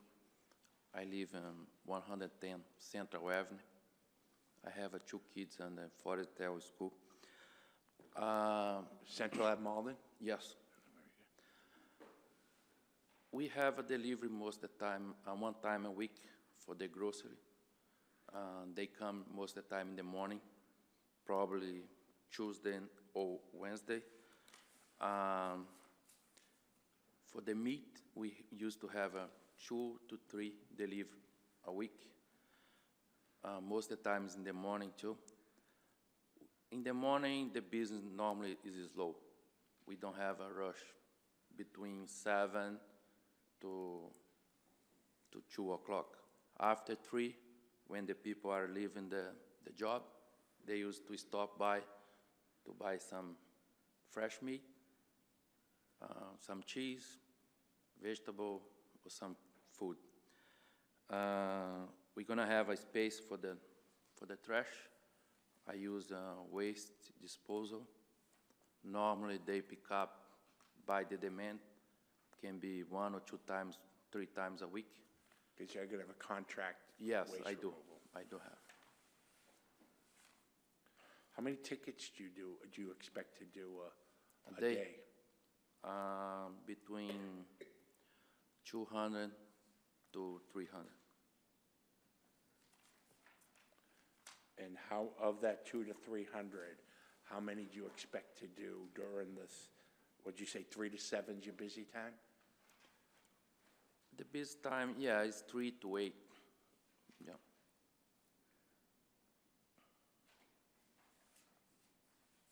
How many would you expect to do in that 5-hour period?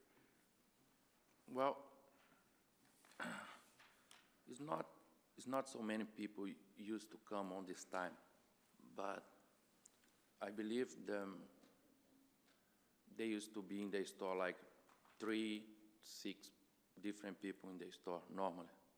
On the Cohen, normally the store I already have. I have the pictures. Most the customer I used to have is Brazilian or South American, and probably 85% is Brazilian, used to be my customer. Okay, so you have 3 to 6 people in the store at a time. What's the average cycle time of a person through your store? Is it they spend a half hour? Do they spend 10 minutes? Do they 10 to 15 minutes. 10 to 15 minutes? Yeah. Okay, so you could potentially have 36 customers per hour. Yep.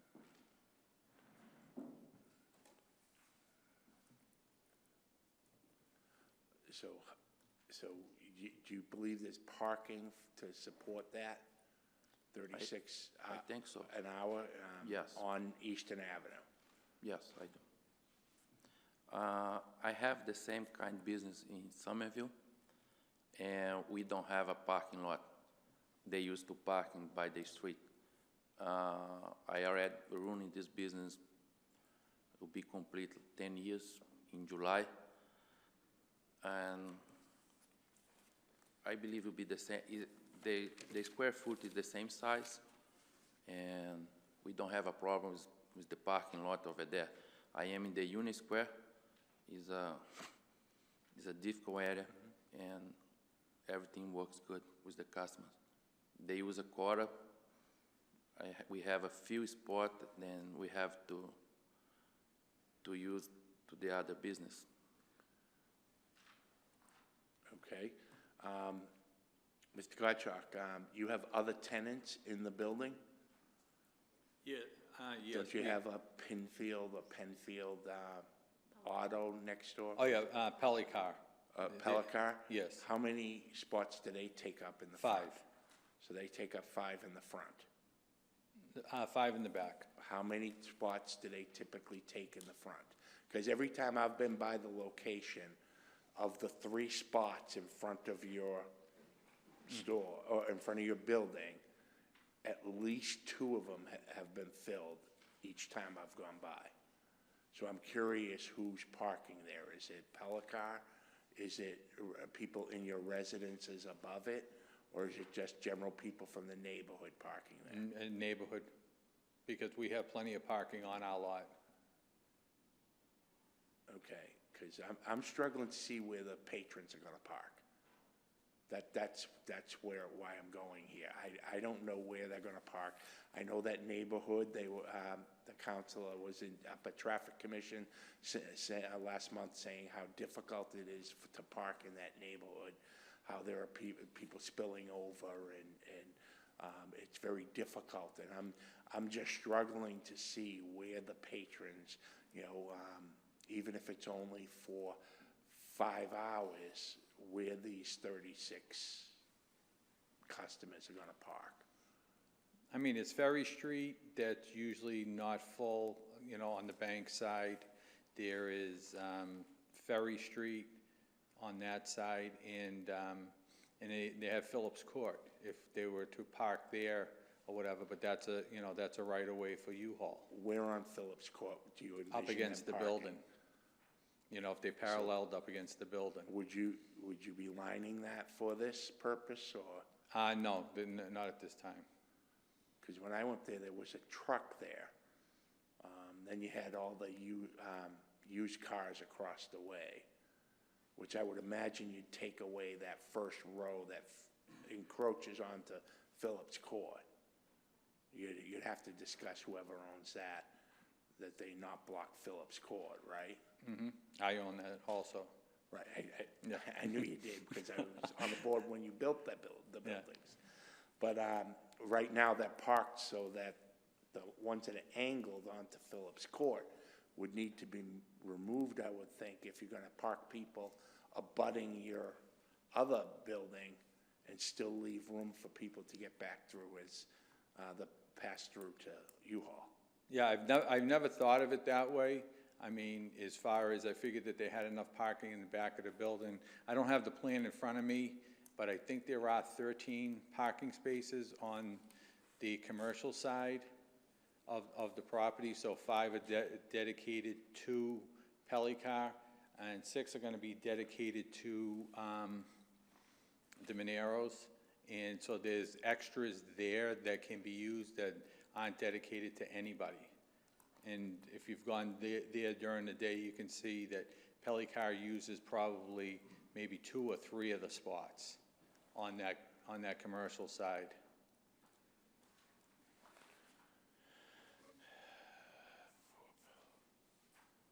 And do you happen to know what Pelicar's hours of operation are? They are there, I think they're there they're allowed to be there till 7, but they usually, like I went by there tonight at 6:30, they were already gone. What time do they open? 9. So then to 7.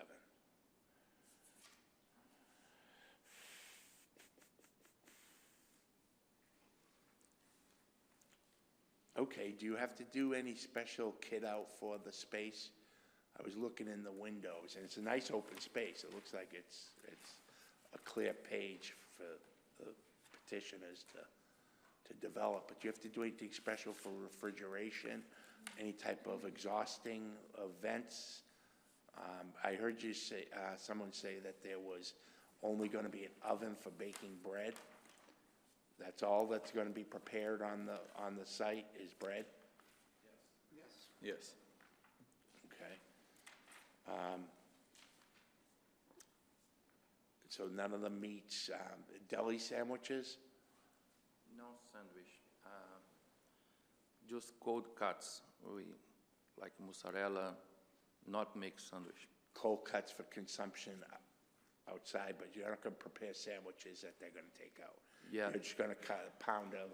Yeah, the paper water, the pound to get home. Okay. Okay, as I said, my biggest concern is I don't see where these 300 people over the course of the day are going to park. That's the one thing I'm struggling with. But does anyone else have any questions? Eric McCush. Did you guys get to see the pictures? Okay.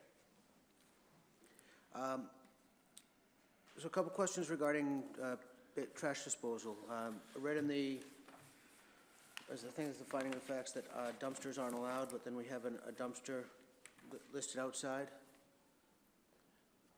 Yes, I actually addressed that with the city planner today. We're going to remove that dumpster and put in some recycling barrels and regular trash barrels. And they'd be stored inside, outside? They'd be stored outside. Okay. And in a fenced-in area or just right beside the building? They would be beside the building, probably in a snow storage area. What happens when it snows? We're in the business, we clean it out. Okay. If it runs in, I mean, this winter, you know, we're fully occupied as far as the residential side, and we still had snow on the lot, but we do have the ability to clear that lot like a spring day on a snowstorm, so we wouldn't lose any parking spaces. Okay. And if the only thing you're cooking inside is bread, how come you need a waste oil disposal? I'm sorry, can you repeat the question? If the only thing you're cooking inside the building is bread, why Yes, the do only you one. need waste oil disposal? The oil disposal,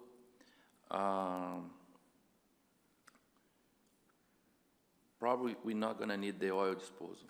We did the first plan, but we haven't been changed. We don't need the oil disposal, Okay. only the trash.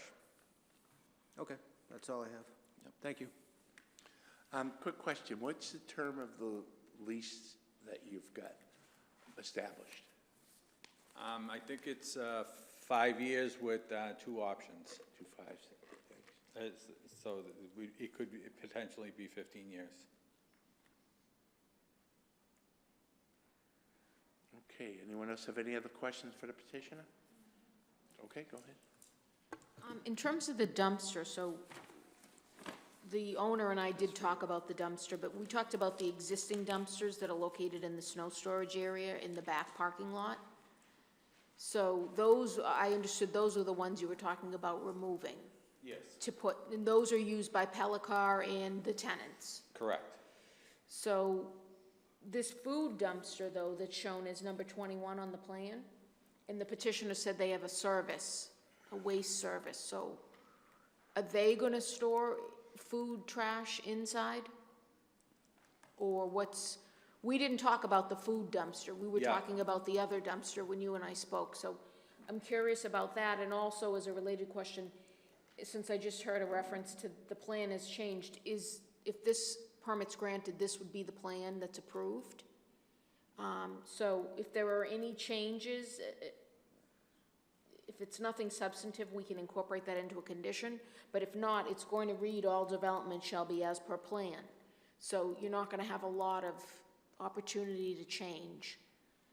So if this isn't the plan, we need to know that. They call it the plan, is the plan, correct? Yeah, that's the plan. Yeah. The only thing will not be useful for us is the oil disposal.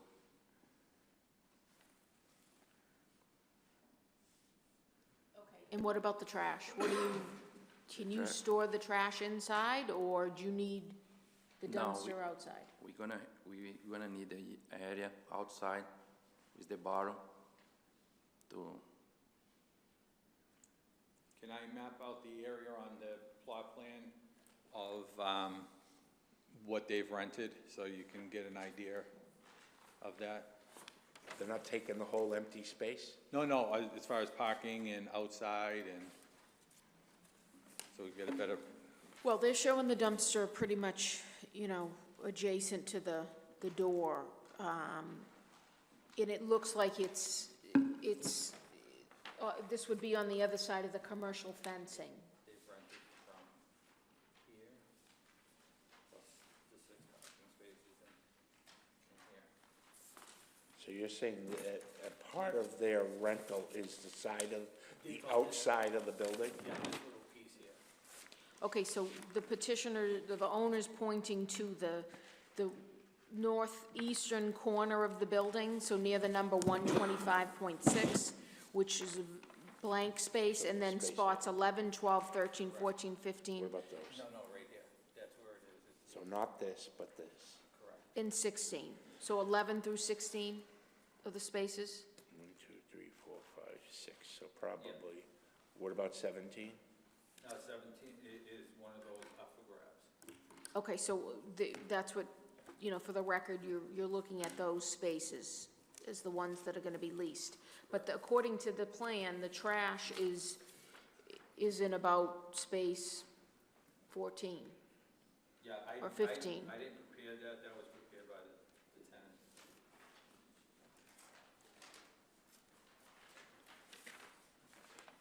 Okay, thank you. Thank you. That, you know, we'll have to figure that out or resolve that where I did recommend a condition, as Eric said, that says no dumpster. So we'll have to figure that out. I guess, Mr. Godchaux, I see three cars in the picture. Who are those associated with at the moment? Those associated with myself. So, because we were getting people that were actually parking there and going to the T. So, we happened to catch a few people, explain to them that that wasn't their parking spaces, and I've had a couple of my guys just park there until the Moneros take over, and then they'll be responsible for policing that area. So these side parking spots aren't on your parking plan? Correct. So there's 3 and 6, and half of those are gonna be taken up. Yes, if you look at the picture, it's spaces labeled C16, 17, and 18, and then C19. But when we get to that, those are not on the plan and those are not legal. So, I mean, they can rent the space to them, but they're not gonna be able to park there. Or at least not have a designated spot there. Okay, any other, Eric, did you have any other questions? Or I did not, thank you. anyone else have any other questions for the petitioner? Do you guys have anything else you'd like to present? No, Thank you very much. thank you. At this point, Michelle, you're all set with questions? At this point, we'd like to entertain anyone that would like to speak in favor of this petition. Anyone who'd like to speak in favor? Well, good evening, Mr. Chairman, Ms. Romero, and members of the Planning Board. My name is Neil Anderson. I live at 56 Mill Street in Malden, and I'm the city councilor representing the Ward 7, the area in which this petitioner is located in. I've come here this evening because of what I think is the great representation of Mr. Godchaux and what he has done with his property down there on Eastern Avenue. That whole area was an area that wasn't kept up well at all until he started making some, what I think are great improvements in the quality and the composition of the buildings that were there. He took and added extra amenities to make not only some residential property down there, but his landscaping laid out in such a way that it was really an enhancement to the neighborhood. He's worked with the U-Haul company and the city and being able to make the Phillip Street a better access street for the vehicles getting into the U-Haul and also getting into where his landscaping activity is. So when he came to me and told me that he was interested in renting out the first floor of his property to this petitioner that's before us that wants to put in a butcher shop and a shop that would deal with a different population of people in the city of Malden. You know, we have a very, very diverse population in the city of Malden with people from different cultures and backgrounds and religions and countries and such.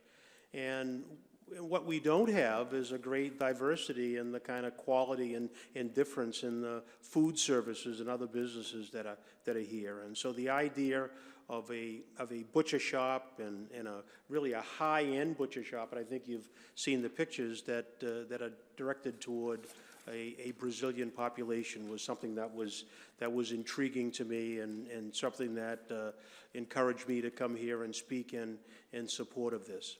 Now, I do realize that parking is always a problem in our city.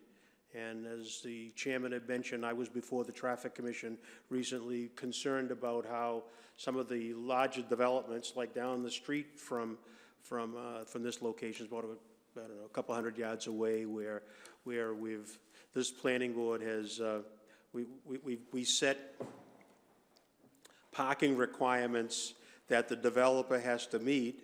But in fact, the tenants that were living in the property didn't want to pay the extra money to be able to park in the lot, and so they were parking on the streets and defeating the purpose of us setting aside parking. So we've made some recommendations of how we can go about changing that.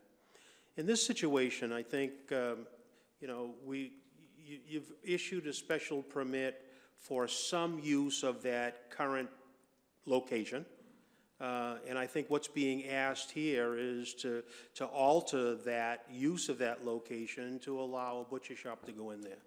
So the question, I guess, in my mind is it that much more detrimental by having the butcher shop there than what is currently allowed? And is there a way that for that additional traffic that would come through there, that the spaces that Mr. Gottschalk has, and I believe he's got spaces around the building that perhaps could even be reconfigured that would accommodate the use. I just think that this is a good developer, this is a good business that's coming in here, and if somehow we could make those things fit, I'm in support of it, and that's why I've come here this evening to express my support as a representative of the neighborhood. Thank you. Thank you, sir. Is there anyone else that would like to speak in favor? Name and address for the record, please. Good evening. My name is Val Rosa, 96 Old Village Lane, North Andover, Massachusetts. Well, thank you very much for taking your time to hear us tonight.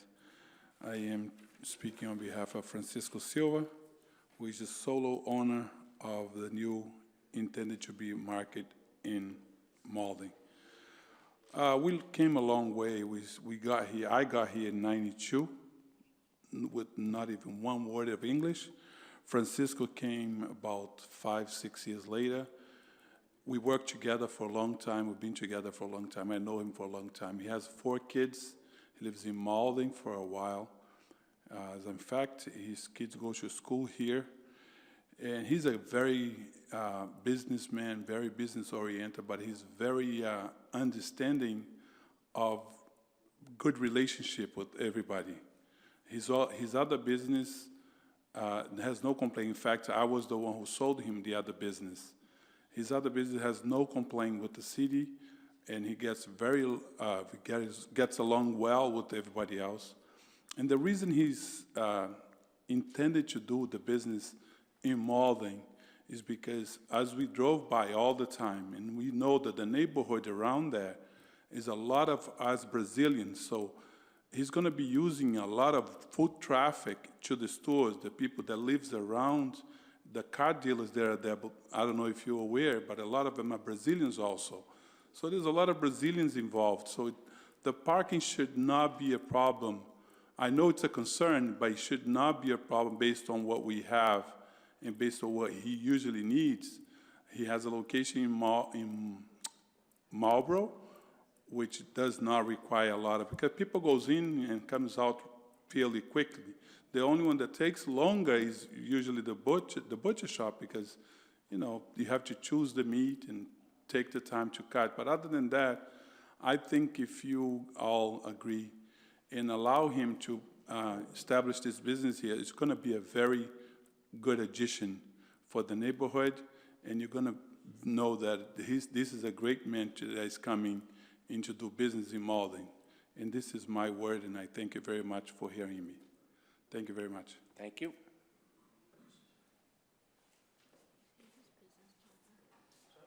I don't know. Excuse me, sir.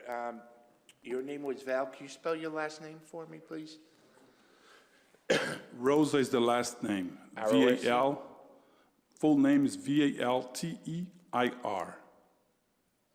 Valtier Rosa. And are you, you said you sold, The Union Square location, the one in Somerville, it's, the property owner is Frank Privatera. do you have any interest in either Marlboro, Somerville, or Malden now? To do business, me? Yes. No, I'm like a spokesman for Francisco. We've been a long time friends. Okay, no, that's fine. I'm just curious, just trying to understand. No, thank you. Makeup. Thank you.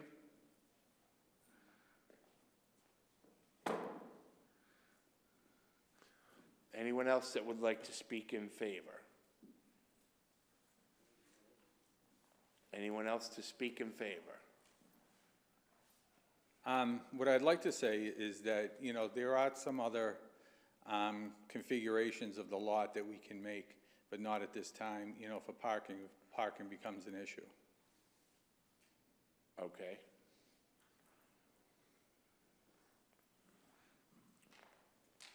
Okay, is there anything, can reconfigure parking? Any other people that would like to speak in favor? One quick question for Mr. Silva. Mr. Silva, you own 3 locations. Do you rotate to each location, or how do you plan to cover 3 locations? I have a partner in Marlboro. Normally, I used to go there 1 time a week, and I will be between Malden and Somerville. I will be. Okay, so you have a partner covering Marlboro.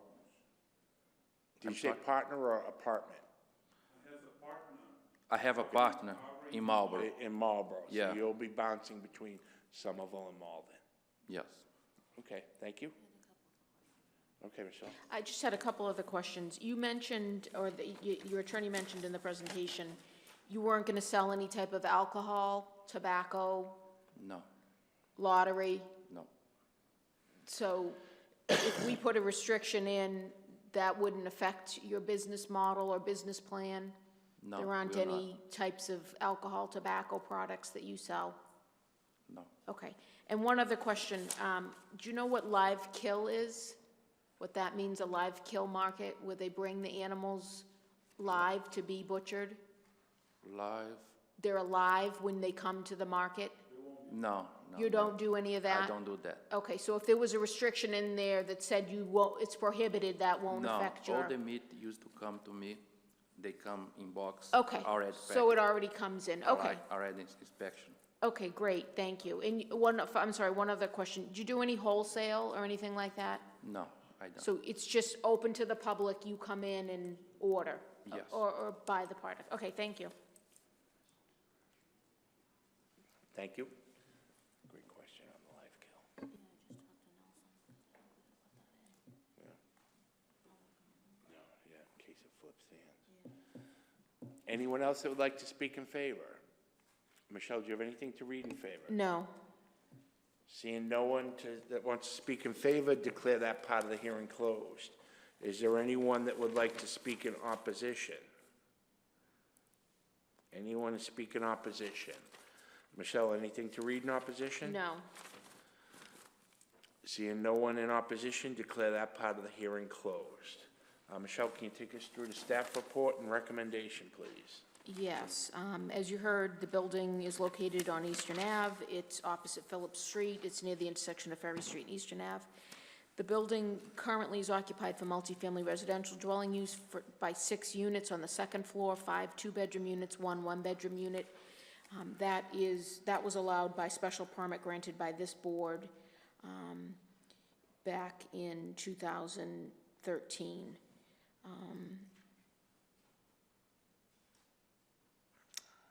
So you heard what the proposal is to amend the condition of the special permit. So right now, the first floor is approximately 6,000 square feet. Half of that is used for retail services by the window tinting business. The other half, approximately 3,000 square feet, would be for this proposed retail sales use. Following plans were submitted with the petition. The site plan that is originally dated September 2nd, 2015, and has updates and revisions through March 18th, 2019. You have a copy of that in your package. Also, the floor plan dated January 2019. Those are incorporated by reference into this. The property is located in the Central Business Zoning District. It was originally classified as Industrial 1. It was reclassified to Highway Business in 2001, and then reclassified to its current zoning, Central Business, in 2004. The existing building was constructed in 2006 and was constructed by right. It is conforming. The proposal creates no violations or nonconformities. It was originally occupied, those are for dimensional controls, I jumped ahead. It was originally occupied for building construction contracting, offices and garage by petitioner's landscaping business. The direct abutter to the north and west is a self-storage facility. To the east, on the other side of Phillips Court, is petitioner's landscaping business, which is considered a building construction contracting use. To the south, on the other side of Eastern Ave, is a motor vehicle repair shop and retail auto sales business in the Highway Business Zoning District. Surrounding land uses of business, including the pharmacy with drive-through, permitted by this board. Residential, including a multifamily residential dwelling with 86 units, also permitted by this board. Also surrounding land uses include Malden High School and the multimodal recreational trail Bike to the Sea Path, Northern Strand Community Trail. I think I mentioned the residential uses as well, those surrounding land uses. In terms of parking requirements, parking is only required for the residential use. No parking is required for a non-residential allowed use in the Central Business Zoning District. So for the 6 units, 9 spaces are required. That's under the zoning that was in effect when the permit was granted. The requirement was 1.5 spaces per unit. Under the current ordinance, 11 spaces would be required because there are 11 bedrooms, but the property is considered pre-existing non-conforming, and it is exempt from those current parking requirements. We talked a little bit about the site plan. It does depict 22 spaces. The 23rd space is located in a proposed snow storage area. So you do see a note up at the top, 23, but in terms of the residential parking, 9 spaces for the residential parking. Residential use is located on the western side of the lot. It's separated by Phillips Court access with fencing and emergency gate. It has an access egress driveway off Eastern Ave, and that is in compliance with condition 1 of the special permit granted in case number 15-10. You do have a copy of case number 15-10 in your package. Parking for commercial uses is not required, as I just mentioned. It's not required for non-residential uses in the Central Business Zoning District. However, it is provided. The plan depicts 13 spaces on the eastern side of the parking lot with access via Phillips Court. The parking layout is, as shown on this plan, does include non-conforming widths for the parking aisle and access egress driveway. That layout was approved by variance granted in May of 2016.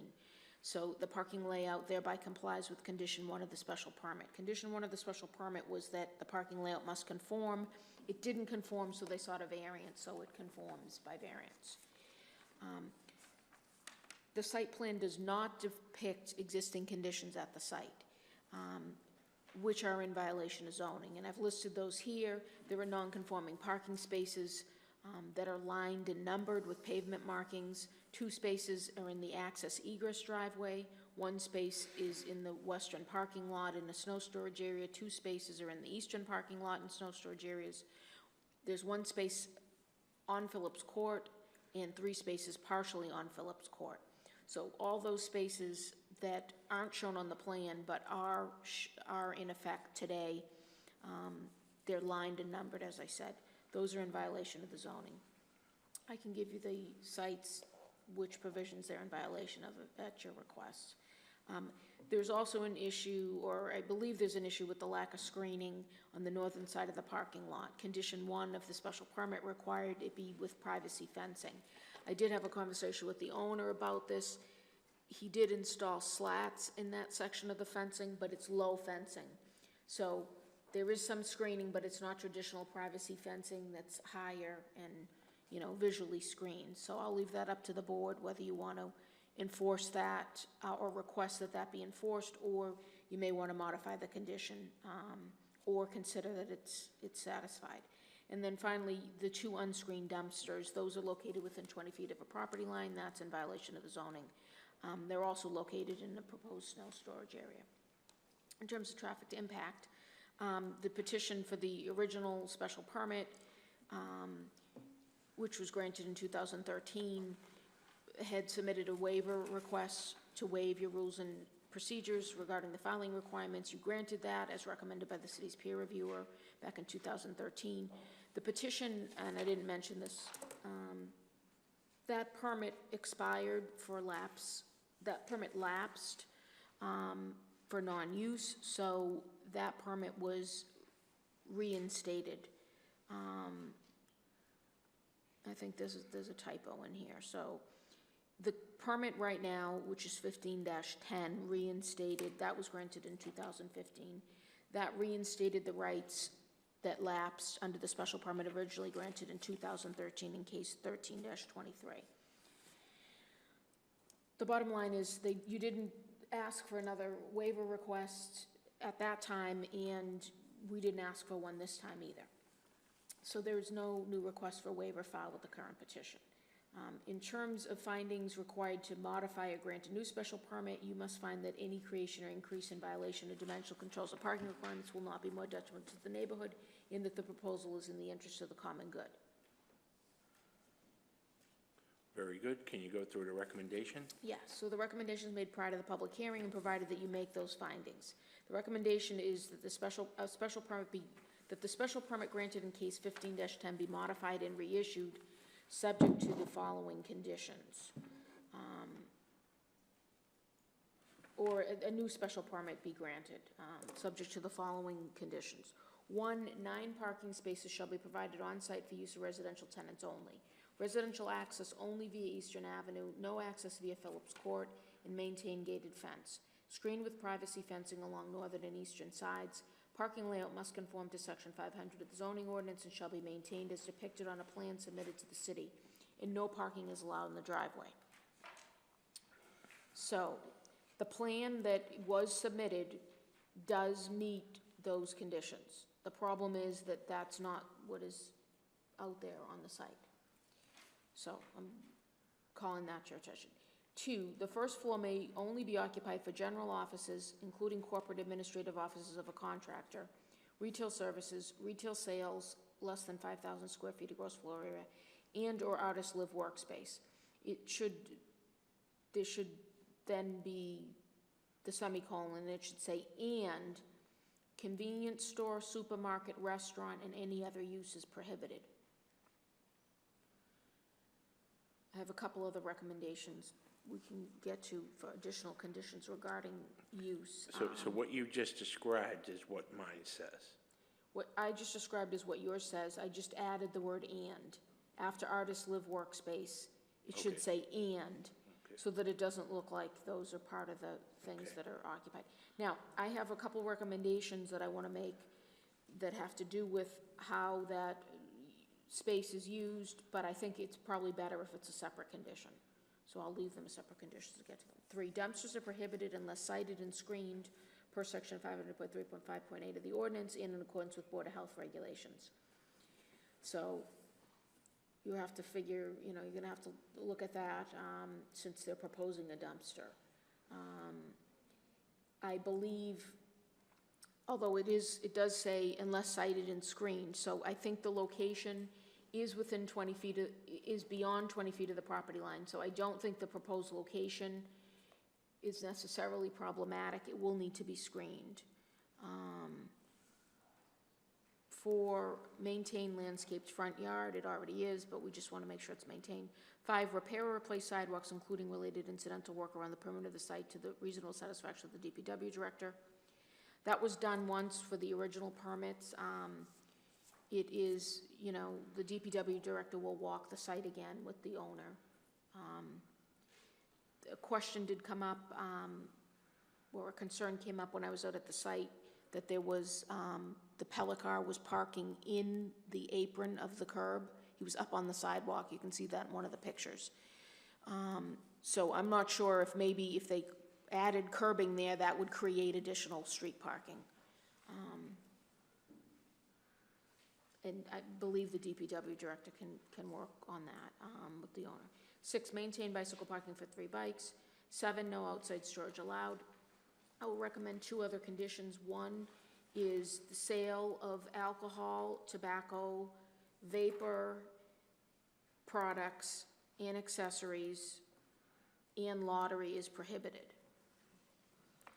Typically, sale of those items turns the establishment into a convenience store, but on the off chance it doesn't, if they're representing those aren't going to go there, I think that would be reasonable.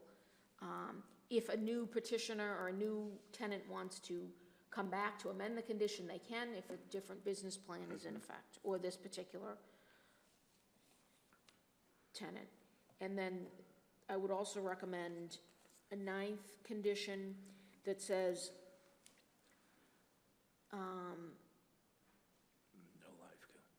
no, before I get to that, it was the only food preparation is bakery, and that may only be accessory to a food market.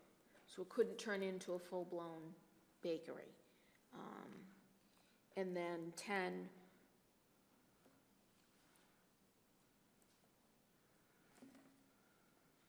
any live kill, I don't know if you say operation or activity is prohibited. Okay. Any live kill activity is prohibited.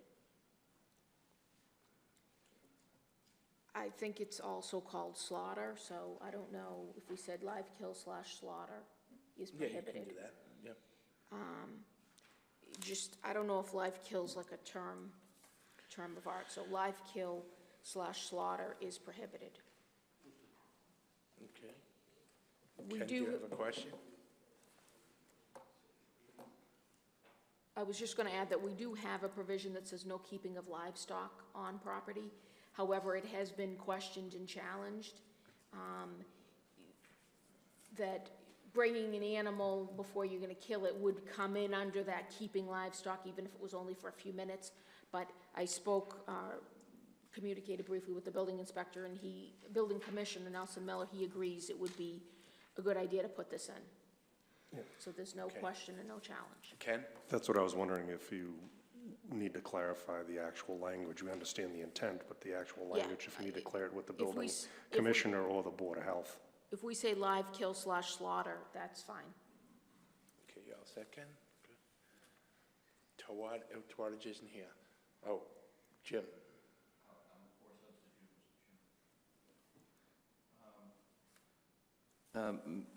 To the planner, was the condition you just read no food preparation other than baking?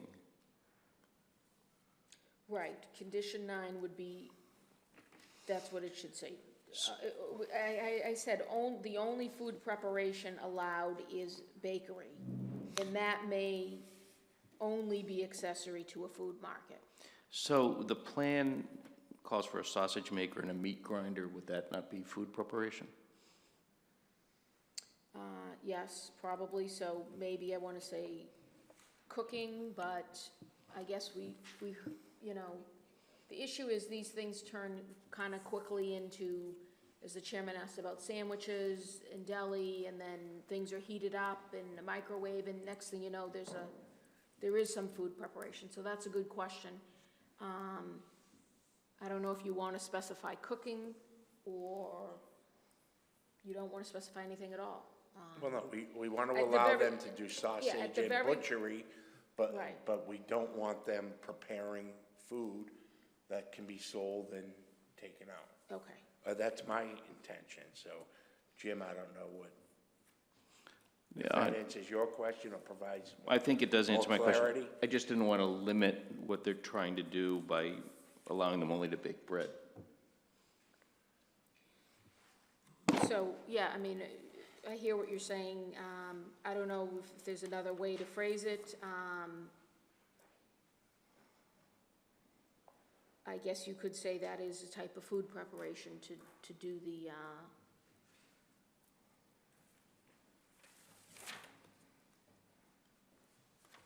meat grinding and sausage, et cetera. So at the very least, you should leave in bakery may only be accessory to a food market.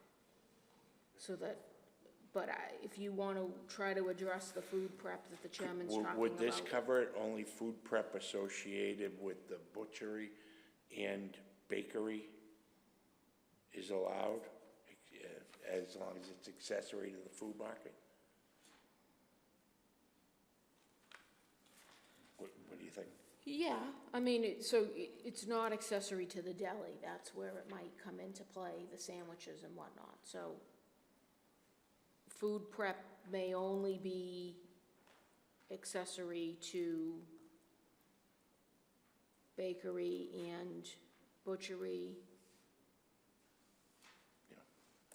I mean, what do folks think?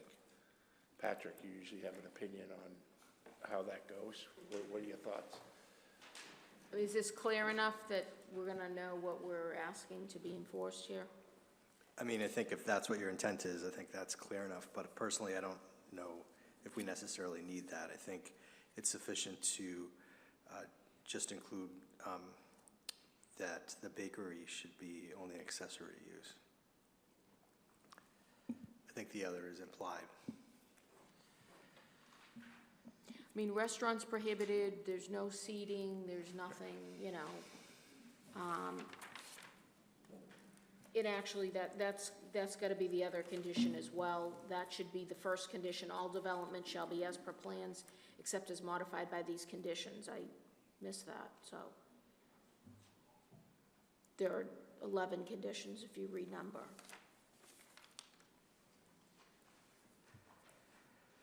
Okay, But you Ken won't Antonucci. decide on that bakery thing. Michelle, can you read conditions, well, which would now be 9, 10, and 11, just for the actual language again? Okay, so 9 was the sale of alcohol, tobacco, vapor, products and accessories, and lottery is prohibited. I'm sorry, that was 8. That was, no, that's the new 9. Well, it was 8, it's the new 9. That's the new 9, okay. 10 was originally,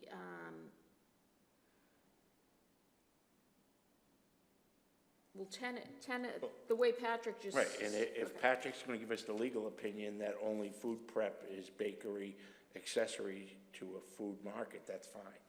I'm okay. And then the next one was the live kill butchery, Yeah, so right? then the Okay. bakery may only be accessory to a food market. And then 11 would be any live kill or slaughter is prohibited.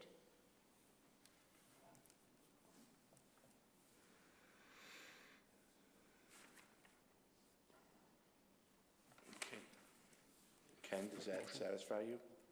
Yes, can I? Anyone have any questions for Michelle? Did they understand how the 11 conditions have changed? Eric Henry. Yes, thanks, Mr. Chair. I think there was testimony saying that the plans before us are not what would actually represent what they're going to be the final use with regards with the used oil disposal. So should we put a condition in there with regards to updating the plans, or how are we going to capture that? Well, I understood that he was talking about the used oil disposal, which is a barrel or something that's outside by the dumpster. So I figured he would just eliminate that. I don't think that that is something you need to do, but I actually forgot to mention this. I believe, and we can maybe need to ask the petitioner, I believe they've already met with the Board of Health and gone through the site plan review process. Did they approve this plan? Oh, come up, Counselor. Because if they did, then I think we do want, this is the plan. It might be that the Board of Health required them to put that in, Yes. even if they don't end up using it. Did you meet with the Board of Health? Yes, I did. I did the application on the beginning.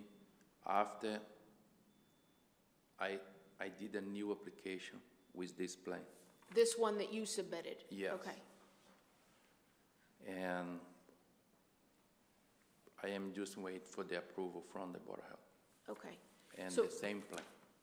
Okay, so maybe we could just say, you know, the first condition will be all development as per plan, except as modified by these conditions. Floor, Board of Appeal, floor- Board of yeah, Health. floor plan, subject to Board of Health approval. Or revisions, maybe it should say revisions to the floor plan, subject to Board of Health approval. Or you just want to say floor plan? Whatever you Yeah. recommend, I mean. Well, I just recall there being testimony that the plans did change, and you were not going to use this facility with the oil removal. The oil disposal. Okay, so I guess it's better to request it and not use it as opposed to want to use it and not have the permission to use it, so. okay, I didn't follow that. So what do you, If he's asking for it and he doesn't use it, it's no harm, no foul. That's You what I'm. need to provide the wording. okay, so Of right, what we need. right, so now it says, all development shall be as per plans, except as modified by these conditions.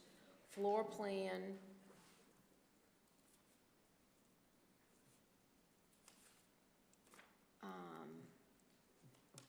May be revised, subject to Board of Health approval. Okay. So that would be the only time it's gonna be so it may only be revised, subject to Board of Health approval. So if they want them to move the mop sinks or whatever, the counters, that's where we'll see that. Okay, so Does that that's it. satisfy you, Eric? Yes, thank you. It's just, Counselor, you understand Absolutely. that one? Okay. Thank you. That should give them the flexibility if Patrick they need to do Fitzgerald. that, so. Thank you, Mr. Chairman. Michelle, I just had a question about the original petition in 2015, that condition 2 that the petitioner is asking to modify, did include a potential use of a daycare, but I see that that was excluded in the amended recommendation. Was that intentional, or was that something that the property owner had I don't know why it was initially included in 2015 and why it's taken out, and if the property owner knows what that may mean for him when leasing the property under the new permit. Yeah, I mean, I think when the petition first came to us, it was vacant. The units weren't there, and he was still using part of the property for his landscaping contracting business. He hadn't built the new building yet. So I think the board had come up with a list of things that potentially could go in there. I think My reading, or my understanding, now that it's occupied with the residents, the industrial use across the street is full-blown and developed, and what's on the first floor now is window tinting. I thought, also from my site visits, the traffic patterns and the issues with parking, there's a lot of, pickup, drop-off with daycare, and it didn't seem to be a good fit. That was just my opinion, so I intentionally took it out. I just want to make sure the Yeah, if property you owner want to is put it aware. back in, that's certainly fair. Okay. No, I have no I strong also- preference. I would just defer to the property owner as to whether or not he would want that in there if it's an Right. allowable use otherwise. I also added a few prohibitions, again, based on the fact that we were now looking at a sales, and sometimes they turn into convenience stores and restaurants and things like that, so it was based on what was presented in existing conditions, Thank you. my recommendation. You all set, Patrick? Yes, thank you. Ken Antonucci. Mr. Chairman, I'd like to make a motion Okay, to approve the petition with the conditions as read. okay, Ken's made a motion to recommendation of staff with the amended 11 conditions. Is there a second? Eric McCush. I'll second that motion. Eric McCush is seconded. Give me a second, let me get queued up here. So, Fitzgerald, Gabrisalisi. Okay. Ken Antonucci, Yes? Jim Chiavelli, Yes. Diane Chuha, Yes.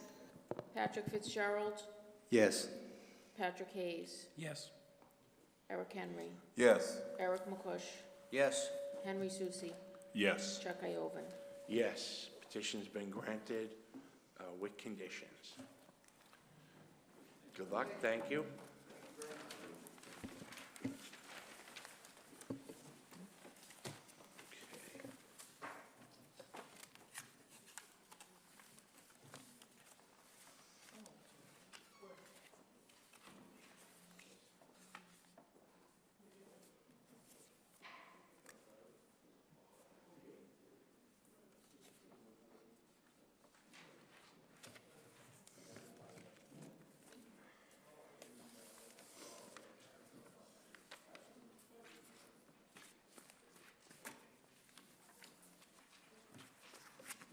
Okay, very good. Next item, Master Plan Steering Committee, we meet on the 22nd of April, so there's no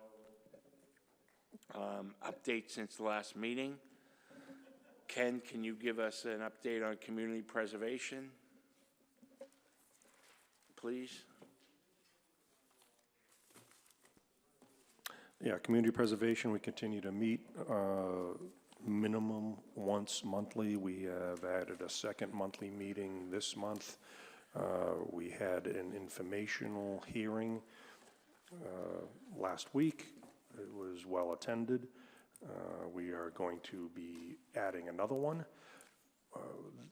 We are going to be accepting pre-apps, I believe, until June 15th this year for the 2020 funding cycle. And we will be working on updating our documents over the next couple of months as well. So basically, they just approved 2019, and you're about to start the cycle for 2020. For 20, yes, and we're still in discussions on the Roosevelt Park project. We need to have another hearing with the MRA and the proponents of that specific project, and there'll be an open meeting discussion about that project moving forward. Very good. Any questions for Ken? No. Michelle, can you give us an update on the Housing Production Plan Advisory Committee? Yes, there's no update. We don't have another meeting scheduled yet. So nothing new since I distributed the GLAM calculation to you a couple months ago. Very good, thank you very much. Couple administrative things. Are you, you received all your conflict of interest information? Yes, I did. You did, thank you very much. Thank you to everyone for taking the time to do that. In 2 years, then we get 2 years before we have to worry about it again. Other than that, happy Easter to everyone, or, I don't believe we'll talk again until May, so let April showers bring May flowers. Diane's motion to adjourn, is there a second? Seconded, all those in favor say aye. Motion carries. Happy Easter and happy spring.